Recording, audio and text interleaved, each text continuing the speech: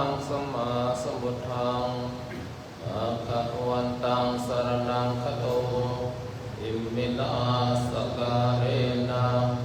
ตังพุทธังอภิปูชยามิยัมมหังสวากาตังอะคะวตาธัมมังสรณังคโตอิมินาสการเรนะตังมังอภิปูชยามิยัมมหังสุปฏิปันนังสังฆังสรณังคโตอิมินาสการเรนะตังอภิปูชยามิอะระหังสัมมาสัมพุทโธภะคะวะพุทธังภะคะวันตังอะภิวาเทมิสวากขาโตภะคะวะตานะโมธัมมังนัมสสามิสุปฏิปันโนภะคะวะโตสาวกสังโฆสังฆังนะมามิอันธรรมยังบุรัสสะภะคะวะโตภุพพะคะนะมะกะรังโรมะเสนโมตัสสะภะคะวะโตอะระหะโตสัมมาสัมพุทธัสสะโมตัสสะภะคะวะโตอะระหะโตสัมมาสัมพุทธัสสะนะโมภะคะวะโตอะระหะโตสัมมาพุทธัสสะอันธรรมยังพุทธาปิติงโรมาเสนโสตัสสะคาโตอะระหังสัมมาสัมพุทโธวิชชาตัณหาสัมปันโนสุขโตโลกเวทุอนุตตโรริสะธรรมสารติสัทธาเทวะดุสานังพุทโธภะคะวะอิมังโลกังสันเทวะกังมารากังสัพพะมะกังสัสสะมานาพระมานิชัสสะเทวะมนุสังสัญญังอภิญญาตวะภเวเตสิโยธัมมังเตสิสิอาทิกัลลยานังมัชเชยานังปริโยสานากัลลยานังสัตตังสัพพยัญนังเทวาราภริปุณังวาริสุทธังพระมจาริยังธัมมาหังภะคะวันตังอะภิปูชยามิธัมมาหังภะคะวันตังศิรสานะมามิอันธรรมยังธัมมาภิติงโรมาเสนโสสวากขาโตภะคะวะตาธัมโมสันติติโกอาคาลิโกอิปัสสิโกปะนายิโกปัจจตังเวทะโกอิตัมมหังธัมมังอภิปูชยามิธัมมังธัมมังรัสสะนะมัง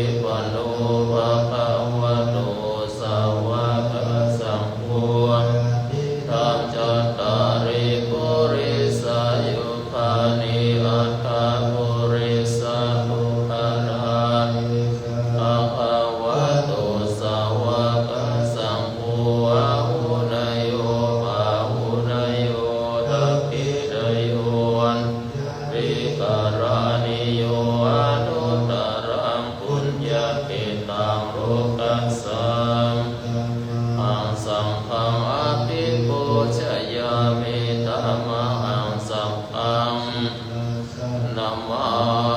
มิ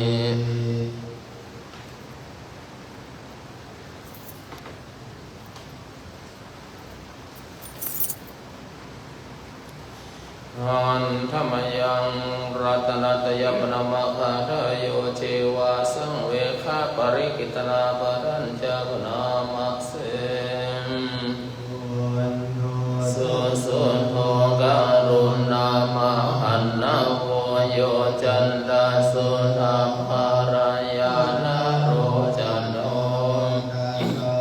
ปุปะกิเลสะคาตาภูวันตามิอาหัมมาตะเรนะตัมโมปะนิโพวิญญาตสะสัตตุโนมัคคะปะกะมาตะเภทะวินนาโคโลพุทธโรโยจัตตะตะติปโนวันตามิ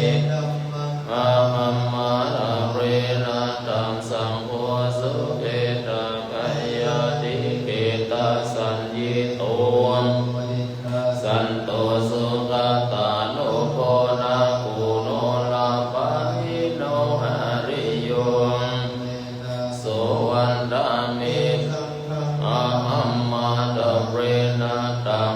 จิวะเมกันตะวิภูชนายะกังวัตุตะยังวันตายะตาติสังฆตังปุญญังมัมมัสสะภูปัตตวะมะหุนตุเววะสิติยาอินทานันตาลาโตโลเกอุปันโนอะระหังสัมมาโมยะเตสิโตนิยานิโกปัสสะมิโกมะเรนิพานิโกสัมโพธิคามิอัปปะเวนิโตมายันตังธัมมังสุตวะเอวังชนะมาชาริปิตุปัจจาราปิวารานังปิตุปัสโสกะปริเทวะปายาสัพพิทุกขาปิเยหิสัมปะโยโคเยหิวิปปะโยโคทุกโขยัมปิสังนาราภาติตัมปิทุกขังสังขิเตนังทานาขันธาทุกขาสัญญาติตังรูปุปัฏฐานาขันโตเวทานุนาขันโตสัญญูปัฏฐานาขันโตสังขารุปัฏฐานวิญญาณุปัฏฐานาขันโตสัมปริญญายาธารมโนโสภะคะวะเอวัง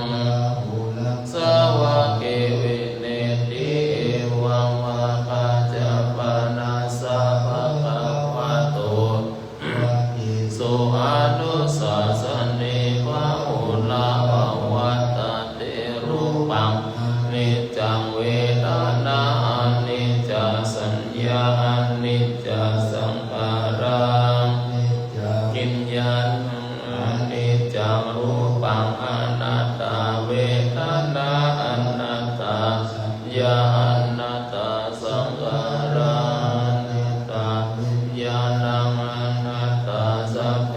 สังขารานิจจสัพเพธัมมาอนัตตาติเต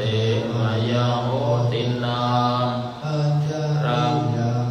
รามันรันเนนะสุเกหิปาริเทเวหิโรเอหิโรมนัสเสหิอุปยาทุกโขตินายุกะปะเรตาปิวานามิวัสสะรัสสะทุกขคันธัสสะอันตะกิริยายาเยตติจิราปรินิพุตัมปิตัมปวันตังอุติสะอะระหันตังสัมมา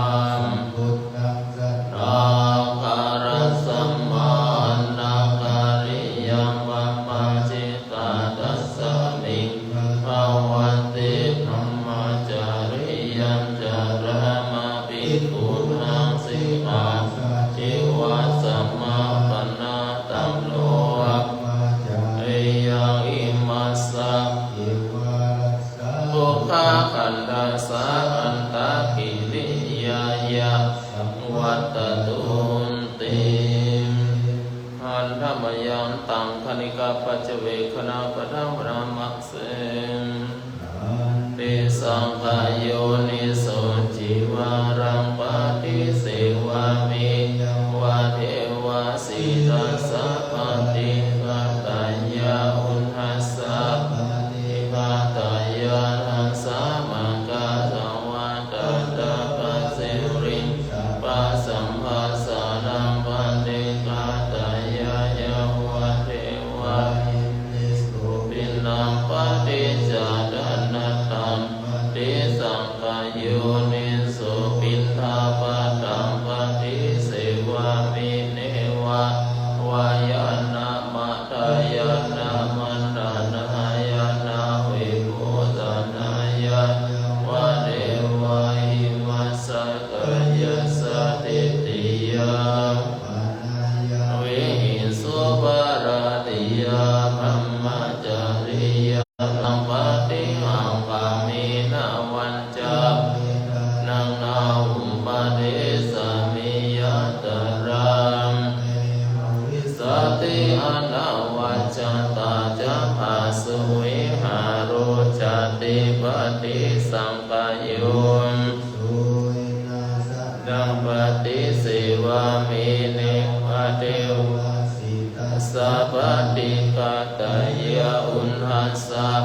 ติฆาตายานังสัมมากัสสวัตตันตังเรียนสัมปัสสัมภาสานังปฏิกาตายาเอวะหุตุปะริสยาวิโน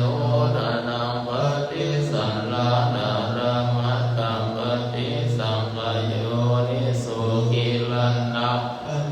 ยะเมสะชะปริปารังปฏิเสธิยาวะเทวะปันนานังวายาปฏิกานังเวทนานังอัปปยาปัสสะปารมัตตยาติอาหุงสังหสัมมาปินิมิตตัสสะทันตังวิเมฆารังอุนติตะโคลัสสะเสนามารังนาทิธัมมังเวทินาชินดังวาโมนิโนตันเตตัสสะวะตุเตจยมังการานิธัมมาปิโยจิตัสสะปะรติโกรัมปนังมาตัตถยะขังขันติสุตันตเวทินาชินตังวาโมนิโนตันเตตัสสะวะตุเตจยมังการานิกิริงกัจจวารังอติมัตภูตังดาวะกิจักกัมมัสสันนิวาสุตารุนันตังตัมโพเสกเวทินาจิตตวะโมนิโนตันเตตัสสะเตจยมังการานิตาภะกัมมติหัตถสุตารุนันตังวันติโยนาภะตังกุลิมาลาวันตังอิติปิสังกัตตมโนทวะโมนิโนตันเตตัสสะเตจยมังการานิธามุตตารังอิวะกัมปินิยาจินจายาทุตวะจนะชนะกายามะเสสันเดนะโสมาวิทินังโนนินโดตันเตตัสสะวะตุเตจยมังการานิดิอายามติสัจจะกังวะทะเกตุงวะทะปิโรปิธามานังติอันตะโพตังปัญญาปฏิปัจจาริโตตวะโหนินโดตันเตตัสสะวะวะตุเตจยมังรานิ โ ปันนันตพุทธะตังวิพุทธังพุทธินาเทระพุทธะเขนะธัมมาปยันโตอิทุปเทสวิตินาจิตตวะโหนิโตเตสะสะภวะตุเตยัมมังการานิข้าธังบรมมังวิสุทธิจุติมิติภกาวิตานังพระเทนะเวเทนะจิตตังวะโมนินโดดันเตจัสสะจยามังการานิตาปิพุทธาจยามังราหัตถะปะทะโยวะจันโนดินาดิเนเมกาวิวิธานิจุปัตตวานิโมขังสุขังยานาโรสัพพัญโยมหาการุณิโกนาโตหิตายานินังปุเรตัวบารมิสัมปะปันโตสัมโพธิมุตตมังเอเตนะเจนะโหตุเตจยามังการัญจยันโตโพธิยามุเลนันนันติวัตตันโตเอวังตะวังวิจโยหิจยสุจยมังเลหัมปะราชินตัมปันลังเกสีเสโภคเลอภิสิเกสัพพะพุทธานังอังคัมปัตโตติสุนักขตังสุมังคารังสุปัมปันตังสุมุติตังสุขโนจัสสุยิตังพระมจาริสุปัฏฐกินังกายกัมมังวาจากัมมังนัมปัฏฐกินังมโนกัมมังปะเนติเตปะฏกินังกัตวนาลาวันตเตเนมิตัญจสัพพะโรกัสสมิมานาสัมภวะเยมานาวุตังอดุจติริยัญจาสัมปตังอเวรังเดตัญจารันนิสินโนอันสยานโนวัยวัตัสสะเมโตเอตังสติงอดิตยาพระมเมตังวิหารังมาวุเดตินจานุปกัมมสิรวังสัมปันโนกะเมสุวินัยเกธัง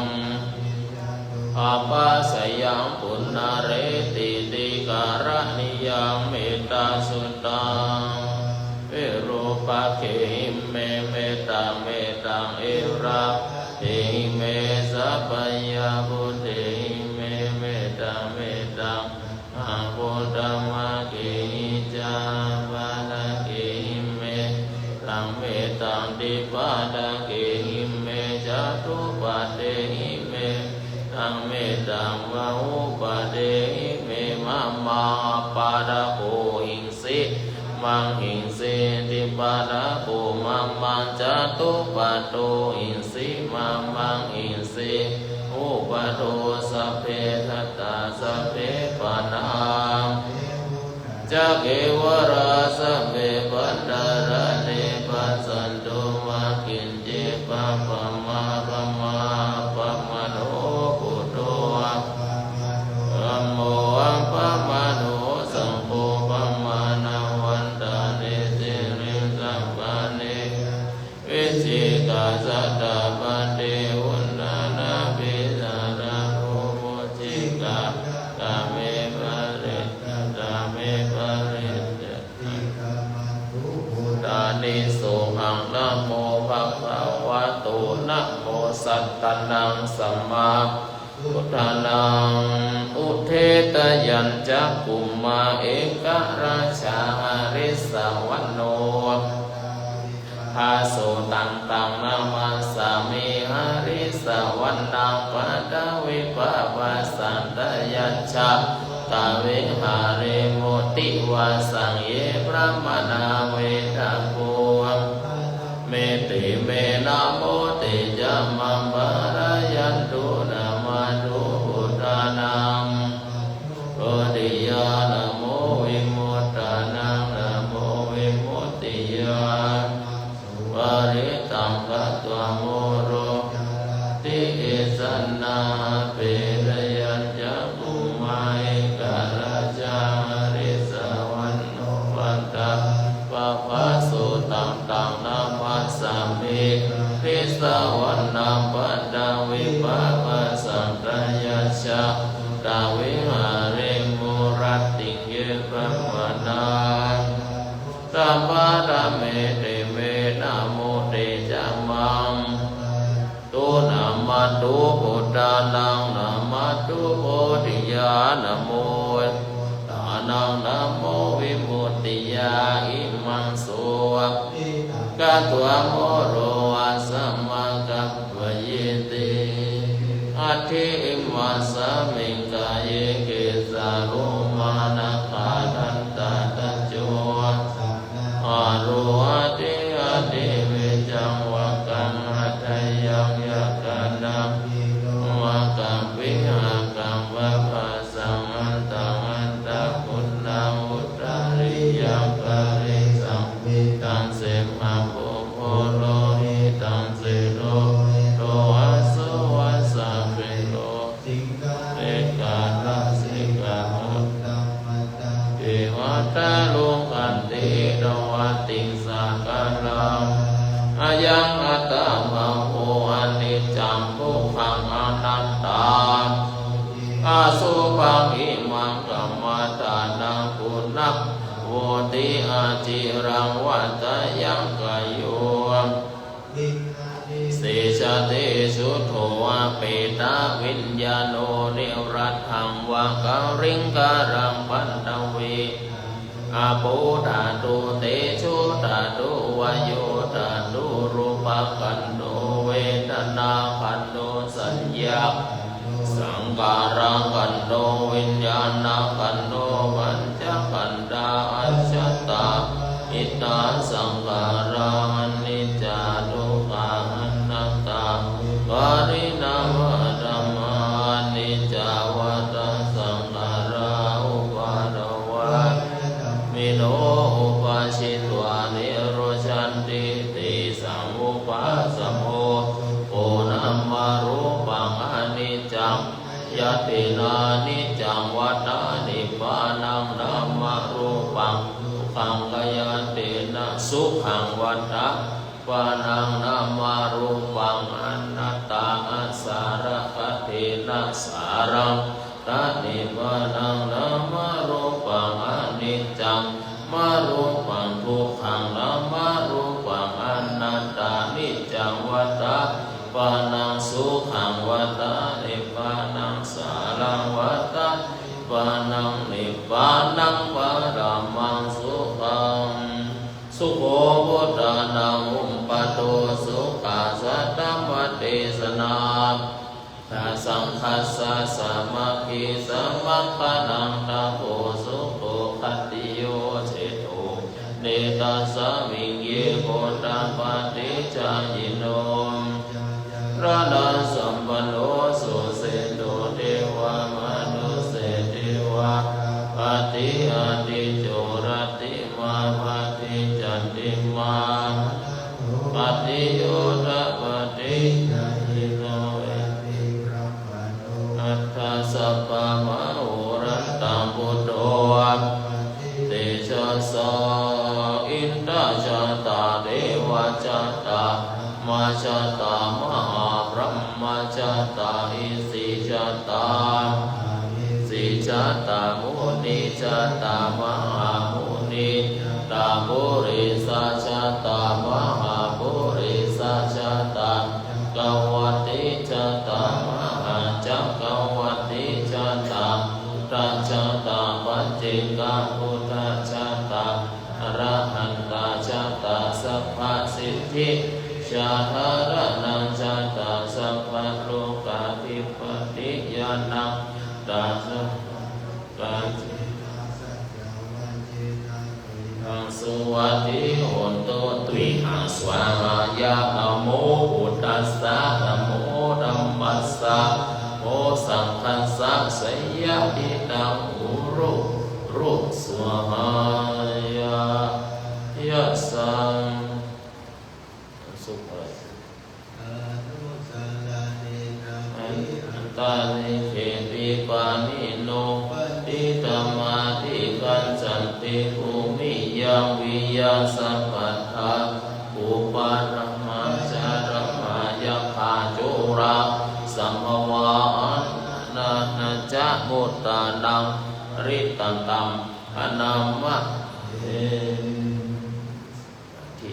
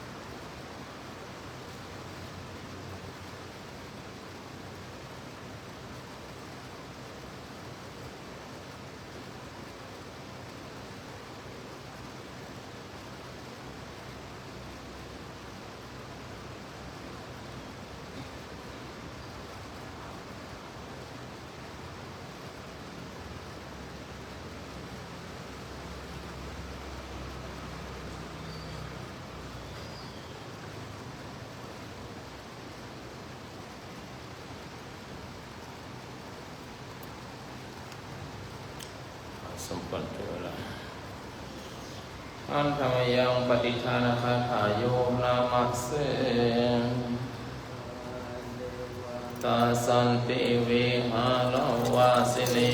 ทุเปกาเลโกธิกาเลตาหิงตาหิงตามาทานเนนาปาวันตุปูจิตาสุจิงรุนเตทาวิหารมันตเลจามัชฌานาวกาจาภิกขโว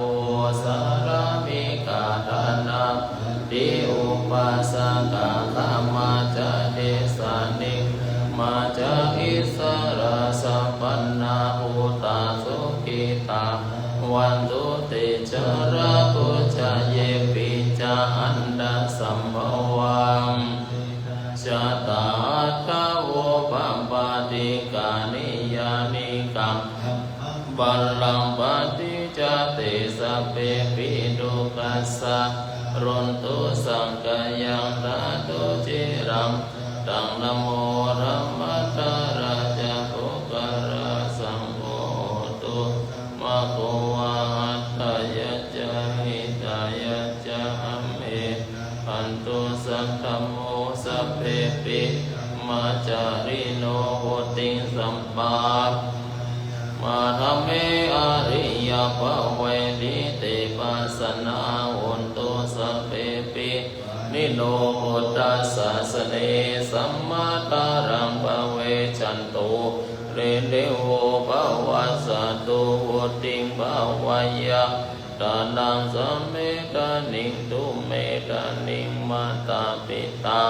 อันตจังนิจังรักขันติพุทธกังเอวังธัมเม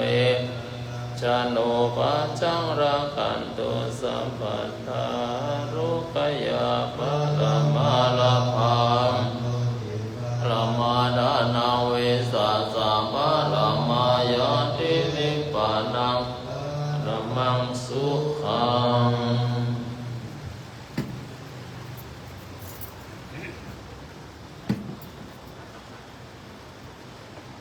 นะโมตัสสะภะคะวะโตอะระหะโตสัมมาสัมพุทธัสสะนะโมตัสสะภะคะวะโตอะระหะโตสัมมาสัมพุทธัสสะนะโมตัสสะภะคะวะโตอะระหะโตสัมมาสัมพุทธัสสะปุจจนิยังมหาเจติยังสัทธานังพุทธศาสเนมโนหะระสัมโมทนัง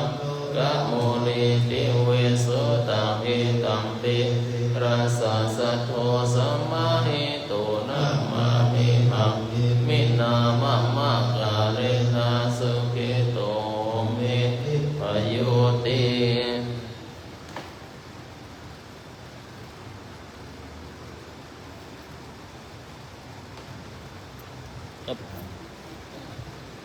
ขอมีความสุขความเจริญอยู่รถเย็นสุขกันทุกคนด้วยเถิด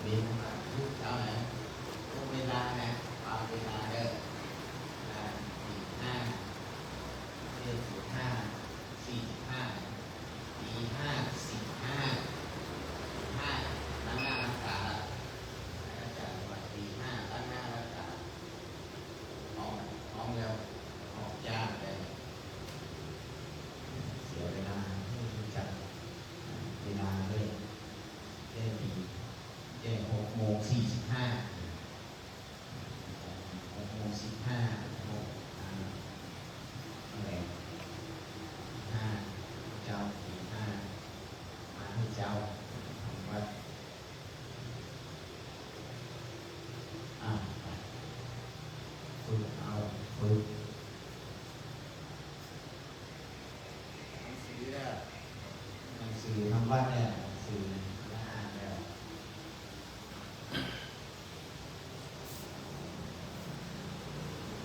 จัตตารโอธรรมาวัฏฏันติอายุวันโนสุขังพลังปานิปะรอบการถือรอบการเกี่ยวได้เงินเอานี่มาถึงปลั๊กสีขาว ช่วยกันนั่นแหละไม่แบ่งกัน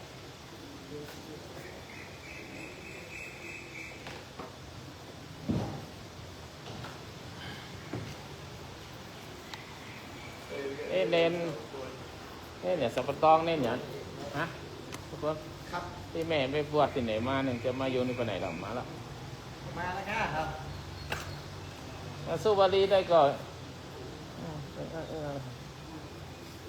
นิดหน่อยดีจมพด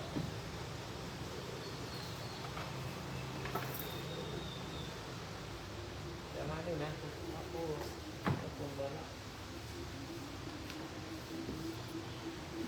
ตั้งไหนตั้งได้หล่อตั้งอย่าง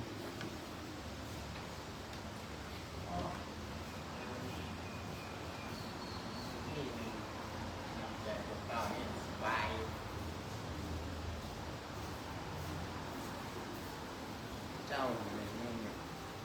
นี่กับพี่เจ้าเนี่ย อาบตามได้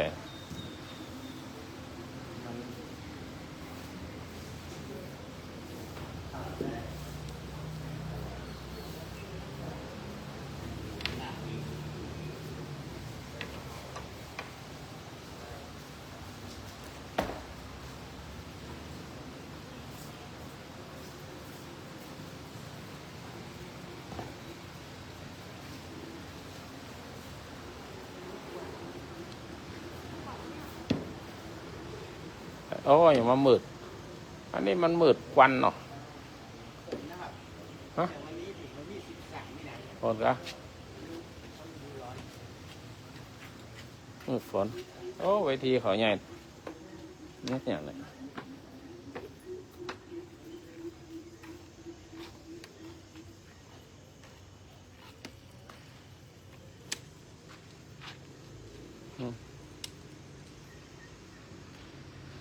ประชุมเจ้าหน้าภาคมาได้มั้งอย่างเรียบร้อยหลังวันที่9 กุมภาพันธ์ แต่ว่า 9 พฤษภาพันธ์ ว่าเปิดว่ามันตันหูกันได้ตามเนี่ย ไปสีโซดาแล้วก็ลงมา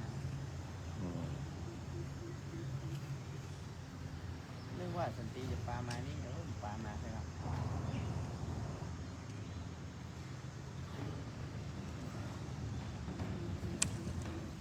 เต้าถังน้ำแข็งอย่างอันน้ำเดือด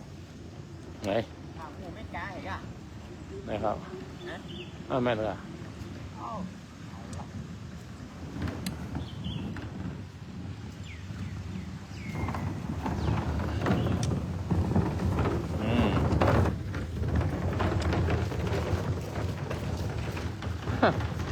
ล่างผ่านเตียงเข้าใจเนี่ย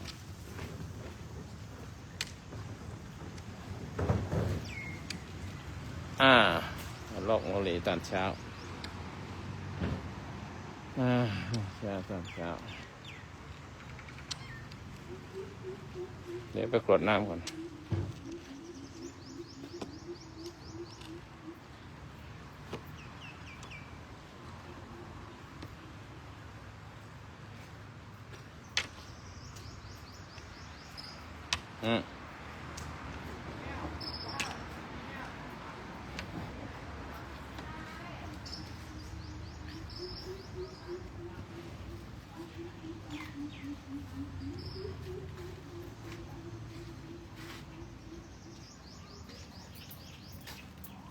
มีนาปุญญกรรมไหมนะ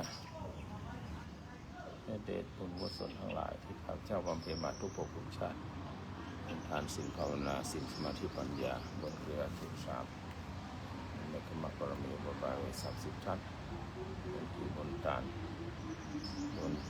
ศีลภาวนาศีลสมาธิปัญญาในวัดนี้ ตุสามัคคีด้วยสี่บุญทั้งหลายทั้งปวงที่ข้าพเจ้าไปปฏิบัติมาและเมื่อวานนี้2 วันได้ทำบุญถวายพระสงฆ์สังฆาธิการแต่เจ้าหน้ารองเจ้าหน้าภาค7ลงมาเจ้าอาวาสจังหวัดเจ้าอำเภอเจ้ารองอำเภอเจ้าตำบลรองตำบลเจ้าอาวาสเจ้าตำบลรองส่วนแล้วก็ไปสู่สงฆ์สามเณรถวายพระถวายพระสงฆ์สามเณรสังฆทานอาหารได้ทำบุญของส่วนใหญ่ก็เป็นบุญในส่วนไปถึงเกิดไม่เกิดของพระเจ้าของเราส่วนบาจังคับผู้ของเจ้าเจ้าดานพระเจ้าของเจ้าและเจ้าว่าเป็นของเจ้าต้องเป็นผู้บังเกิดข้าวของเจ้าในของท่านทุกหลายทุกคนขอให้มีส่วนในบุญข้าพเจ้าจะอุทิศหาใครก็ตามจงสำเร็จประโยชน์จงบรรณาจะอุทิศหาใครก็ตามคุณพ่อก็ตามได้รับส่งสอนนามเองนะ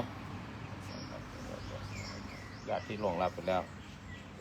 ผู้จังหวัดนครสวรรค์หลวงปู่สมเด็จพระสัมมาสัมพุทธเจ้าสุทองโยมพ่อโยมแม่โยมบิดามารดาขอท่านส่วนสุขภาพที่ดีและที่สมุทรสงครามญาติที่มีชีวิตอยู่นามเองที่มีชีวิตอยู่ให้มีร่มเย็นเป็นสุขมุนก่อนสัญญาจันทราสระสุวรรณก่อนสัญญาเสด็จยมีแต่สิ่งนั้น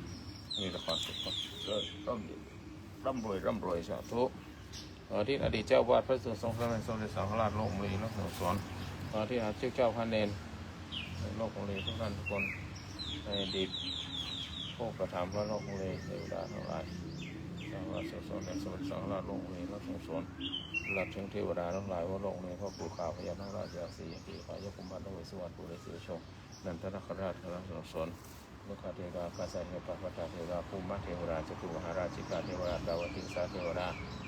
ยามาเทวดาดุสิตาเทวดานิมานรติเทวดาปริธิมิตาวสวัสดีเทวดาในพระพรหมทั้งหลายทุกภพทุกท่านอรูปภพทั้งหลายขอมีส่วนในบุญของเจ้าได้เกิด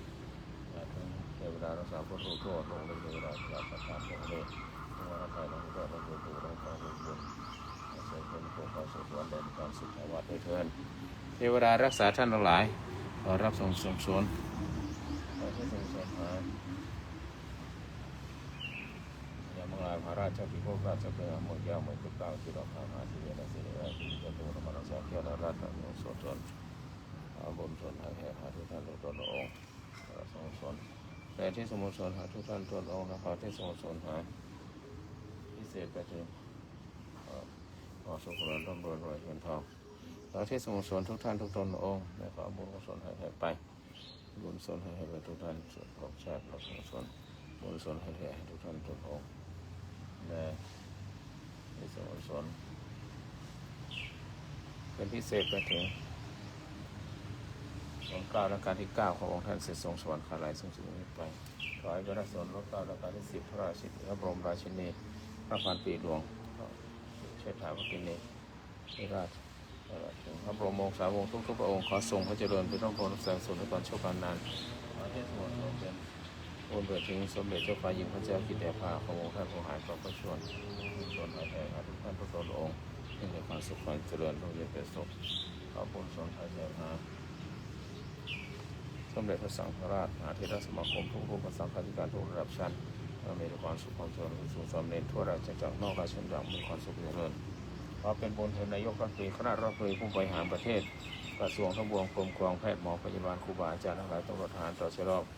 ขอรับทรงส่วนมีความสุขความเจริญตลอดชนชาติทุกคนรวมถึงพระราชบริพารทั้งหลายในจังหวัดสมเด็จเจ้าอยู่หัวจะมีแต่ความสุขความเจริญประธานองค์คมนตรีคณะองค์คมนตรีคณะสสคณะสว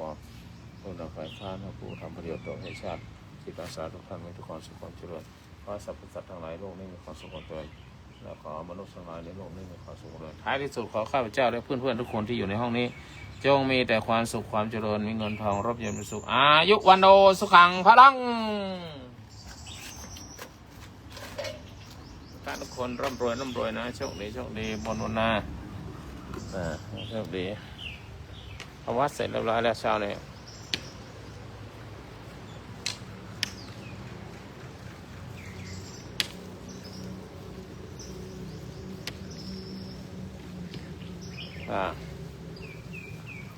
โลกมันยามเช้านี่ที่ ส่งน้ำพระ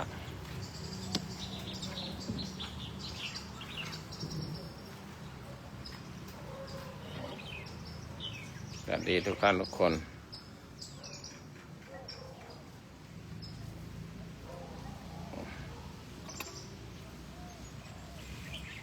เชิญจุกคิดจากการเกษตรสุพินสุสิทธิ์วาสนาสุตังโนริบอนกราบนมัสการหลวงพ่อครับสุขสันต์วันเกิดด้วยครับเมื่อวานคนเยอะมากเลยครับก็เลยไม่ได้เข้าไปครับต้องขออภัยด้วยนะครับ ไม่เป็นไรหรอกเอาไปทำไมนี่โทษไม่ทานอะไรได้มาเชียงใหม่แล้วเหรอเมื่อวานผมก็ยังผ่านวัดหลวงพ่อเลยแต่ว่าไม่ได้เข้าไปครับหลวงพ่อต้องขออภัยนะครับคนเยอะมากเลยครับเดี๋ยวจะเข้าไปตอนคนน้อยๆครับหลวงพ่อครับ ไม่มีวันไหนหรอกคนน้อย เยอะเลย คนเยอะทุกวันแหละไม่มีวันไหนคนน้อยหรอกเดี๋ยวนี้ก็เริ่มมาแล้ว มีที่ต้องมีสักวันละครับ ต้องมีสักวันต้องมีสักวันที่เธอและฉันเนี่ยเอาดูดิไอ้ฟ้าเอาวันเกิดหลวงพ่อมันร่วงหมดเลยเดี๋ยวนี้ได้ปีใบแล้วต้นโพต้นนี้ทุกปีจะเป็นอย่างนี้แหละมันจะร่วงหมดเลยโพต้นเนี่ยเราจะออก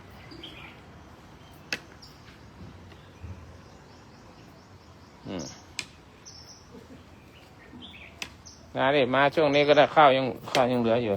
ส่วนหนึ่งข้าวหอม ต้องสารใช่ไหมครับหลวงพ่อ ข้าวสารที่แจกเหลืออยู่นิดหนึ่ง จะได้ไปอย่างไวเลยครับแหม่มาพูดถึงข้าวสารเลยรีบไปเลยนะสวัสดีครับ สวัสดีครับพี่ดุสิตสวัสดีครับเดสิตเป็นยังไงมาเชียงใหม่ยัง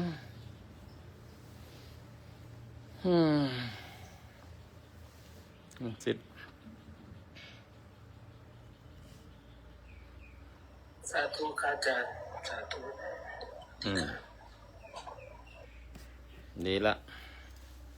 คงจะไล่ได้ไม่นานน่ะจะ7:30อะไรจะออกจะไปทุกอันนี้ไปวัดยางกวงยศฉัดเป็นดินไหวฉัดหักลาวทำใหม่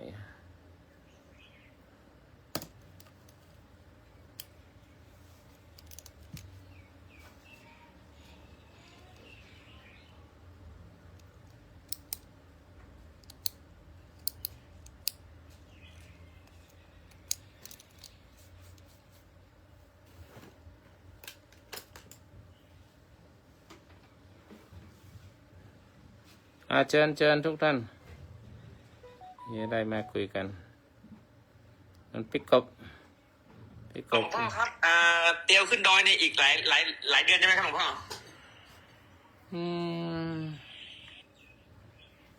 น่าจะพฤษภามิถุนาไม่พฤษภาก็มิถุนานี่แหละนะวันวิสาขบูชาลองดูในพิธีปีนี้สายฟ้าจะเกิดนะครับปีนี้สายฟ้าจะเกิดงานเตียวขึ้นดอยนะครับก็จะไปนะครับอันนี้จะไปนะครับจะไปเป็นตัวประกอบให้กับหลวงพ่อนะครับเพราะว่ามีหลวงพระอาจารย์ชัดเนาะนะครับหรือว่าหลวงพี่ชัดนะครับท่านก็จะไปเป็นพ่องานเนาะไปเป็นช่วยหลวงพ่อนะครับก็จะทีเนี้ยเราก็จะจัดเป็นบูธจริงๆแล้วล่ะนะครับแต่ว่าผมเนี่ยตั้งปรารถนาเนาะนะครับตั้งแต่เมื่อ2 ปีที่แล้วนะครับแต่ว่าไม่สำเร็จเพราะว่าตัวคนเดียวเนาะนะครับแม้จะมีหลวงพ่อท่านจะเมตตานะครับแต่ก็ทำไม่สำเร็จนะครับทีนี้ปีนี้เนาะก็คืออาจารย์ชัดท่านก็รับปากแล้วนะครับเป็นมั่นเป็นเหมาะนะครับว่าเราจะมาตั้งนะครับบูธตั้งจัดแสดงนะครับการสนทนาธรรมกันนะครับในงานเตียวขึ้นหน่อยนะครับซึ่งผมก็มีความเห็นว่านะครับ งานนี้เนี่ยเขาจะเป็นการชุมนุมชาวยุทธนะครับหมายความว่าชุมนุมคนที่ได้สนทนาธรรมร่วมกันเนาะแล้วก็มาพบปะกันนะครับ เป็นงานที่จะประสานนะครับ ความสามัคคีนะครับสวัสดีพี่จักรด้วยนะครับพี่จักรผมพ่อครับเชิญพี่จักรขึ้นมาหน่อยครับแล้วก็งานนี้นะครับอีกประมาณ1 เดือนถึง 2 เดือนนะครับก็จะเป็นการเหมือนกับปีนึงนะครับ1 ครั้งเนาะเราก็มากราบหลวงพ่อนะครับท่านใดที่ยังไม่เคยขึ้นมากราบหลวงพ่อก็เชิญนะครับเรียนเชิญนะครับมากราบมาหาหลวงพ่อนะครับแล้วก็มาเป็นการสร้างความสามัคคีนะครับในหมู่คณะนะครับเวลาบางทีเราอาจจะฝึกสนทนากันนะครับมีการหยอกล้อกันเนาะนะครับแล้วก็มีความปฏิฆากันอย่างเงี้ยก็มาขอขมาขออภัยกัน แล้วก็มาร่วมกันมาช่วยกันนะครับทำรงพระพุทธศาสนานะครับ งานนี้งานใหญ่นะครับถ้าเราทำสำเร็จนะครับเราสามารถที่จะตั้งบูธนะครับหมายความว่าตั้งแต่ตีนดอยจนถึงยอดดอยเนี่ยนะครับได้เป็น100 บูธเลยนะครับพี่จักรสามารถพาคณะของพี่จักรมาได้เลยนะครับก็ตั้งบูธเลยอันนี้สำนักอาจารย์จักรนะครับอันนี้สำนักอาจารย์ดุสิตนะครับสามารถตั้งได้เลยนะครับและกระชาคณะนะครับเพราะว่าเยอะมากนะครับบูธเนี่ยในงานเนี่ยเยอะมากนะครับแล้วเราก็คือในงานนะครับที่ผมไปเจอเนี่ยคือถ้าเรามีการสนทนาธรรมสอบถามเนาะเหมือนอย่างเงี้ยพี่จักรเหมือนเราเปิดห้องแบบเนี้ยแล้วก็เข้ามาหมายความว่าคนที่ผ่านไปผ่านมาที่เขาสนใจในธรรมเนาะเขาก็สามารถที่จะสอบถามในการขึ้นไมค์ไงนะครับทำให้คนเนี่ยมีความง่ายขึ้นในการเข้าถึงนะครับเปิดโอกาสให้มีการพูดคุยสนทนากันอย่างนี้นะครับโดยที่ไม่เขินนะครับแล้วก็เป็นการเรียกคนดูได้นะครับเป็นอย่างดีเพราะว่าเตียวขึ้นดอยเนี่ยคนที่ศรัทธาในพระพุทธศาสนานะครับเยอะมากนะครับเป็นแสนคนนะครับอันนี้ที่ผมเห็นเลยนะครับแล้วมันจะเป็นนิมิตหมายที่ดีเนาะนะครับภายในงานเนี่ยถ้าเรามีการไลฟ์นะครับสนทนาธรรมเนี่ยแล้วก็เดี๋ยวก็พยายามเชิญชวนนะครับตอนนี้มีหลายคนหลายท่านนะที่เป็นนักธรรมเนาะนะครับเป็นนักธรรมเป็นนักปฏิบัติธรรมนะครับนักสนทนาธรรมก็ดีนักไลฟ์ธรรมก็ดีนะครับที่อยู่ในTikTokนั่นแหละนะครับก็เดี๋ยวค่อยๆนะครับว่าจะเชิญชวนมานะครับร่วมนะครับในงานนี้เพราะตอนนี้เยอะมากแล้วนะครับหมายความว่านักTikTokerนะธรรมะTikTokerที่ออกมาไลฟ์เนี่ยมาพูดธรรมะออกมาส่งต่อคำของพระสัมมาสัมพุทธเจ้าเนี่ยตอนนี้เยอะมากนะครับก็เดี๋ยวถ้ามีโอกาสถ้าเป็นไปได้นะครับก็จะเป็นตัวแทนของหลวงพ่อนะครับกราบเรียนเชิญนะครับหรือว่าเชิญชวนเพื่อนๆนะครับได้มาร่วมกันมาช่วยกันนะครับทำนุบำรุงศาสนานะครับโดยการคือเอาง่ายๆนะครับมาเที่ยวก็ได้นะครับมีโอกาสได้ถือโอกาสนี้เนาะมาเที่ยวเชียงใหม่นะครับแล้วก็มากราบก็นั่นอาจจะกินพระกินน้ำต้มพระบรมสารีริกธาตุนะครับดอยสุเทพนะครับมากราบหลวงพ่อนะครับแล้วก็มาถือโอกาสมาพักผ่อนนะครับอันนี้ก็อยากจะฝากทุกคนทุกท่านนะครับเชิญนะครับพี่จักร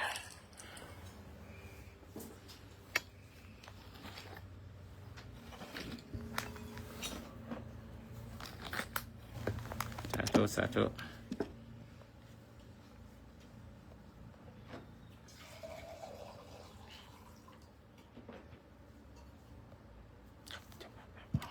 กาแฟหลวงพ่อไม่เอานะเอาดิต้องเสียบต้องร้อนกว่านี้ก็ร้อนแล้วกาแฟมันดึงละลายกาแฟดำ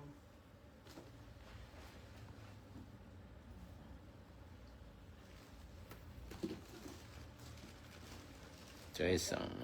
พูดได้ลายลื่นกาแฟดำพูดคล่องเลยสาธุเชิญนะใครว่างเชิญขึ้นมาคุยกันน้องกราบนมัสการค่ะพระคุณเจ้าพระอาจารย์ครูบารมีโค้ดโทษทีค่ะทุกท่านวันนี้หนูมาไม่นานนะคะพระอาจารย์หนูติดธุระงานค่ะงานอะไรเลยค่ะ6:30ค่ะเช้านี่งานแล้วน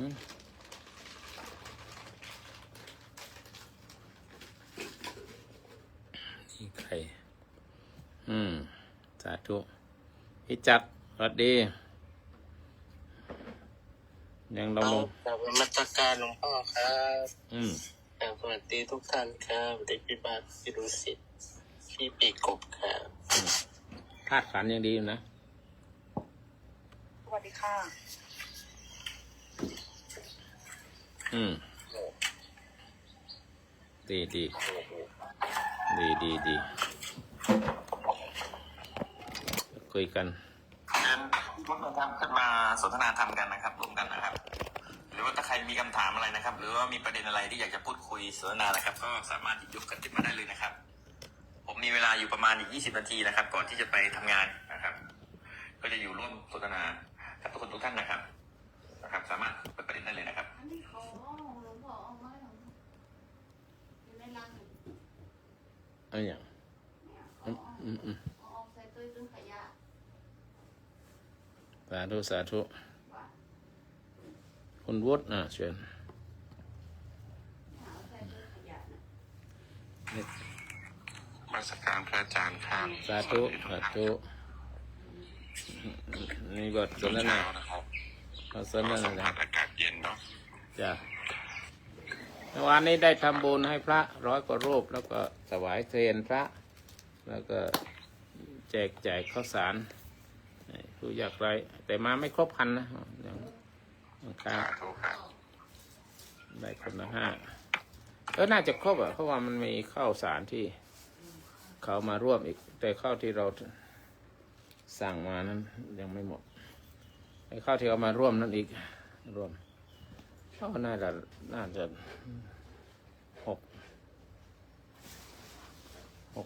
จะได้นะ6,000 กิโล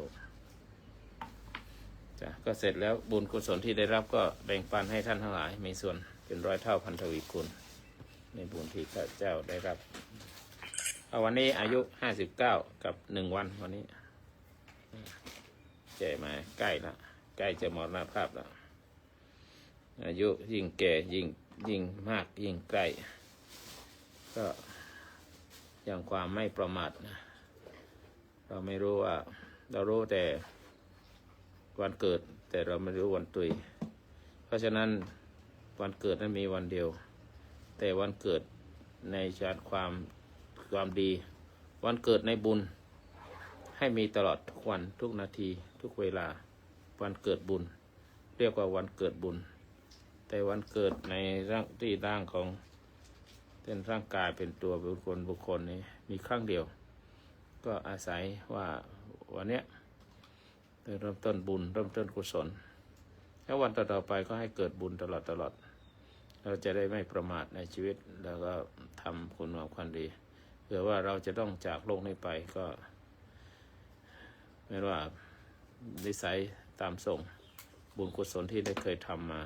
ก็จะมาประมวลรวมกันไปในภพภูมิที่ดีตามความเชื่อที่ว่าเราทำดีย่อมได้รับผลดีบุญกุศลน้อมนำไปสู่ในภพภูมิที่ดีนะเพราะฉะนั้นก็อย่าได้ประมาทนะเปิดประเด็นไว้ในช่วงเช้านี้ประมาณนี้นะสวัสดีคุณโนริบอนสวัสดีตอนเช้า กราบนมัสการพระอาจารย์ครับผมช่วงเช้า จ้ะ เป็นแผนว่าจะไปร่วมทำบุญถวายพระป่า ที่ไหน พระท่านมาจากกรุงเทพแล้วก็จะมาคนที่อยู่กรุงเทพมาจะมาถวายพระป่าท่านมาจากกรุงเทพแล้วมาอยู่วัดป่าครับผม จะไปร่วมงานด้วยเช้าเนี่ยสวัสดีทุกท่านเลยครับกราบสวัสดีทุกท่านด้วยเช้าวันนี้วันที่11ใช่ไหมวันที่11 ของการเลยครับ เป็นสาวเดือนขับเว้นวันเวลาผ่านไปครับ วันเวลาผ่านไปบัดนี้เราทำอะไรอยู่ ครับ การเวลาผ่านไปปัจจุบันทำอะไรท่านทำอะไรอยู่ประมาทหรือเปล่า ใช่ ถ้าประมาทก็คือเอาความคิดออกไปนอกตัวเองก็ทำให้เกิดจินตนาการขึ้นถ้าจินตนาการขึ้นก็ อยากมีอยากเป็นอยากได้ไม่อยากมีอยากเป็นแล้วก็แสวงหามันครับเพื่อจะให้ยึดมั่นถือมั่นมาเป็นของเราครับ แต่เขาอยู่กับมันใช่ไหมครับต้องอยู่กับมันให้ได้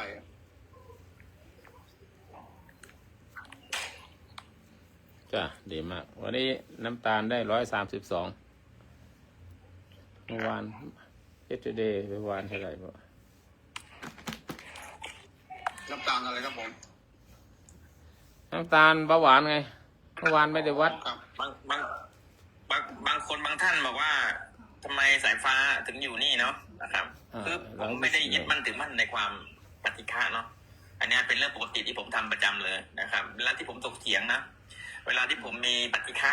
ก็ดีนะครับ ผมไม่ได้ไปยึดมั่นถือมั่นว่าต้องปฏิฆะ3 ปีนะแล้วค่อยคุยกับหลวงพ่อไม่ใช่นะครับ คือเมื่อเราปฏิฆะเราก็รู้ปฏิฆะใช่ไหมอันเนี้ยนะครับ แล้วเราก็แก้ไขเนาะนะครับหมายความว่าเราก็โน้มจิตโน้มใจใหม่นะครับมันเป็นการฝึกฝนตนเองนะครับ อันเนี้ยมันทำให้เราเนี่ยเจริญขึ้นนะครับ หมายความว่าแม้ว่าเราเนี่ยนะครับจะปฏิฆะเนาะแต่เรารู้ว่าเนี่ยคืออาการปฏิฆะซึ่งเป็นธรรมชาติของมนุษย์นะครับ เมื่อเราไม่รู้นะครับ เมื่อเราไม่เข้าใจอะไรก็ตามปฏิฆะจะมีอยู่เสมอนะครับ ไม่หายไปไหนนะครับ มันจะหายไปก็ต่อเมื่อเราเห็นตามความเป็นจริงหมายถึงว่าเรามีปัญญาแล้วก็ไวนะครับไวต่อสิ่งนั้นนะครับ และปฏิฆะจะไม่เกิดตราบใดก็ตามที่เรายังไม่ไวพอนะครับ ปัญญายังไม่ไวพอยังไงก็มีปฏิฆะนะครับ แต่ว่าให้เราอย่างผมเนี่ยผมฝึกด้วยการที่ว่ารู้ว่ามีปฏิฆะนะครับ แต่เราไม่พยาบาทนะเราไม่ได้อาฆาตว่าคนเนี้ยเราต้องนะครับ เราต้องไม่ได้เราต้องเอามันให้จม นะครับ อันนี้เป็นคนที่ยังมีความพยาบาทอยู่นะครับ เพราะนั้นเนี่ยเราต้องฝึกละความพยาบาทเนาะแม้ว่าผมเนี่ยยังไม่ได้เป็นพระโสดาบันนะครับ แต่สิ่งหนึ่งที่ผมกำลังทำอยู่คือการละหนึ่งความตระหนี่นะความหวงกั้นนะครับ ความอิจฉาอย่างเงี้ยนะครับ ความพยาบาทอย่างเงี้ยคือถ้าเรายังมีอยู่นะว่าเราจ้องอย่างเงี้ยอาจารย์จักรใช่ไหมวันนั้นขัดขาเราวันนี้เราจะเอาให้หนักอันเนี้ยจะไม่มีนะครับ จะไม่ให้มีแม้มีก็รู้เราก็ต้องฝึกนะครับ เพื่อที่จะก้าวแล้วเราต้องเดินตามรอยพระอริยะนะครับสิ่งนี้ที่เราต้องทำนะครับ ไม่ใช่ว่าศึกษาธรรมะไปแล้วก็หนักกว่าเดิมนะครับยิ่งหนักยิ่งรู้เยอะก็ยิ่งหนักอันเนี้ยก็ไม่อยากจะให้เป็นแบบนั้นนะครับ อันนี้ขอฝากเพื่อนๆทุกท่านนะครับสาธุครับ ครับผมก็มีคำวัดใจศาสนาพุทธเรามี3 คำใช่ไหมครับสัพพปาปัสสะอาการนังการไม่ทำบาปทั้งปวงเมื่อก่อนผมรู้ว่าการไม่ทำบาปคือไม่ทำผิดศีลใช่ไหมแต่ว่าปัจจุบันนี้คือศีลอริยะนี่คือการที่ควบคุมจิตไว้ไม่ให้ออกไปนอกเนี่ยมันก็จะไม่ทำบาปคือเรียกว่าเป็นมหาสติคือเอาจิตพิจารณาเดินสติปัฏฐาน4นั่นแหละการพิจารณาจิตธรรมเนี่ยย่อๆก็คือเทสารุมาและขันธ์จาตโจเอาไว้ตัวเนี้ยมันจะไม่จบไปนอกเมื่อไม่ออกไปนอกก็ไม่จินตนาการไม่จินตนาการก็จะสามารถควบคุมจิตได้ครับคือจิตไม่ออกนอกก็ไปเห็นรูปใช่ไหมรูปเสียงกลิ่นรสสัมผัสเนี่ยก็จะไม่เกิดกิเลสสัพพปาปัสสะอาการนังเนี่ยคือสุดยอดมากเมื่อก่อนผมไม่รู้หรอกครับก็รู้แค่ว่าไม่ทำบาปทั้งปวงก็คือการไม่ทำบาปทางกายวาจาและใจแต่ว่าการที่จะควบคุมจิตได้ต้องหาที่อยู่ให้มันคือจิตเนี่ยจะอยู่ในร่างกายตัวเองเท่านั้นจะไม่เกิดกิเลสผมทำเช่นนี้เป็นประจำแล้วมันออกไปก็ดึงเข้ามาแล้วโน่นไปก็ดึงเข้ามามันออกไปก็ดึงเข้ามาครับปัจจุบันนี้สามารถที่จะให้มันไปก็ได้ให้มันอยู่ก็ได้ก็สุดยอดมากครับคำสอนของพระพุทธเจ้าแล้วก็มีอะไรกุศลสูอุปสัมปทาใช่ไหมทำความดีให้พร้อมทำความดีให้พร้อมก็คือการส่งจิตสแกนร่างกายตัวเองทุกส่วนของร่างกายครับวนไปวนมาอยู่เนี่ยจิตของเราเป็นพลังงานครับเป็นพลังงานถ้าจิตคิดมากๆกับนวงหัวทิศาด้วยครับมันไปอยู่ที่ไหนก็จะหนักทิศาด้วยทำให้เราคิดออกไปนอกนะครับจะหนักทำให้เราฟุ้งซ่านการสแกนอยู่ในร่างกายนี่ครับผมทำเป็นประจำสุดท้ายก็คือสัจจิตะปะอริโยทัปนังทำจิตใจที่ผ่องใสคือเมื่อทำจิตใจไม่ออกไปนอกเนี่ยสแกนร่างกายเนี่ยจิตใจจะผ่องใสก็คือเราก็มีความสว่างไสวเบาด้วยครับเป็นใครก็เป็นเม็ดด้วยก็ทำได้3 อย่างปัจจุบันทำอยู่ครับเมื่อออกไปนอกก็ดึงเข้ามาไว้ร่างกายครับถ้าใครทำประจำแล้วฝึกบ่อยๆก็จะมีความชำนาญในการที่จะฝึกจิตให้อยู่กับตัวเป็นมหาสติเป็นทางเดินอริยมรรคย่อที่พระพุทธเจ้าให้ไว้กับในวัดปฏิโมกข์ครับผมสาธุถูกครับ ก็ดีแล้วเป็นหลักปฏิบัติในการที่ใช้ชีวิตกับ คุณเทพกรก็ให้เก๋ไก่โนริบอนนะครับ ผม ก็มันต้องมีหลัก ครับผม เขาเรียกว่าหลักการดำเนินชีวิต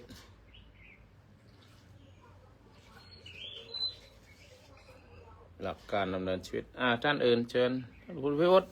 ดำเนินชีวิตอย่างไร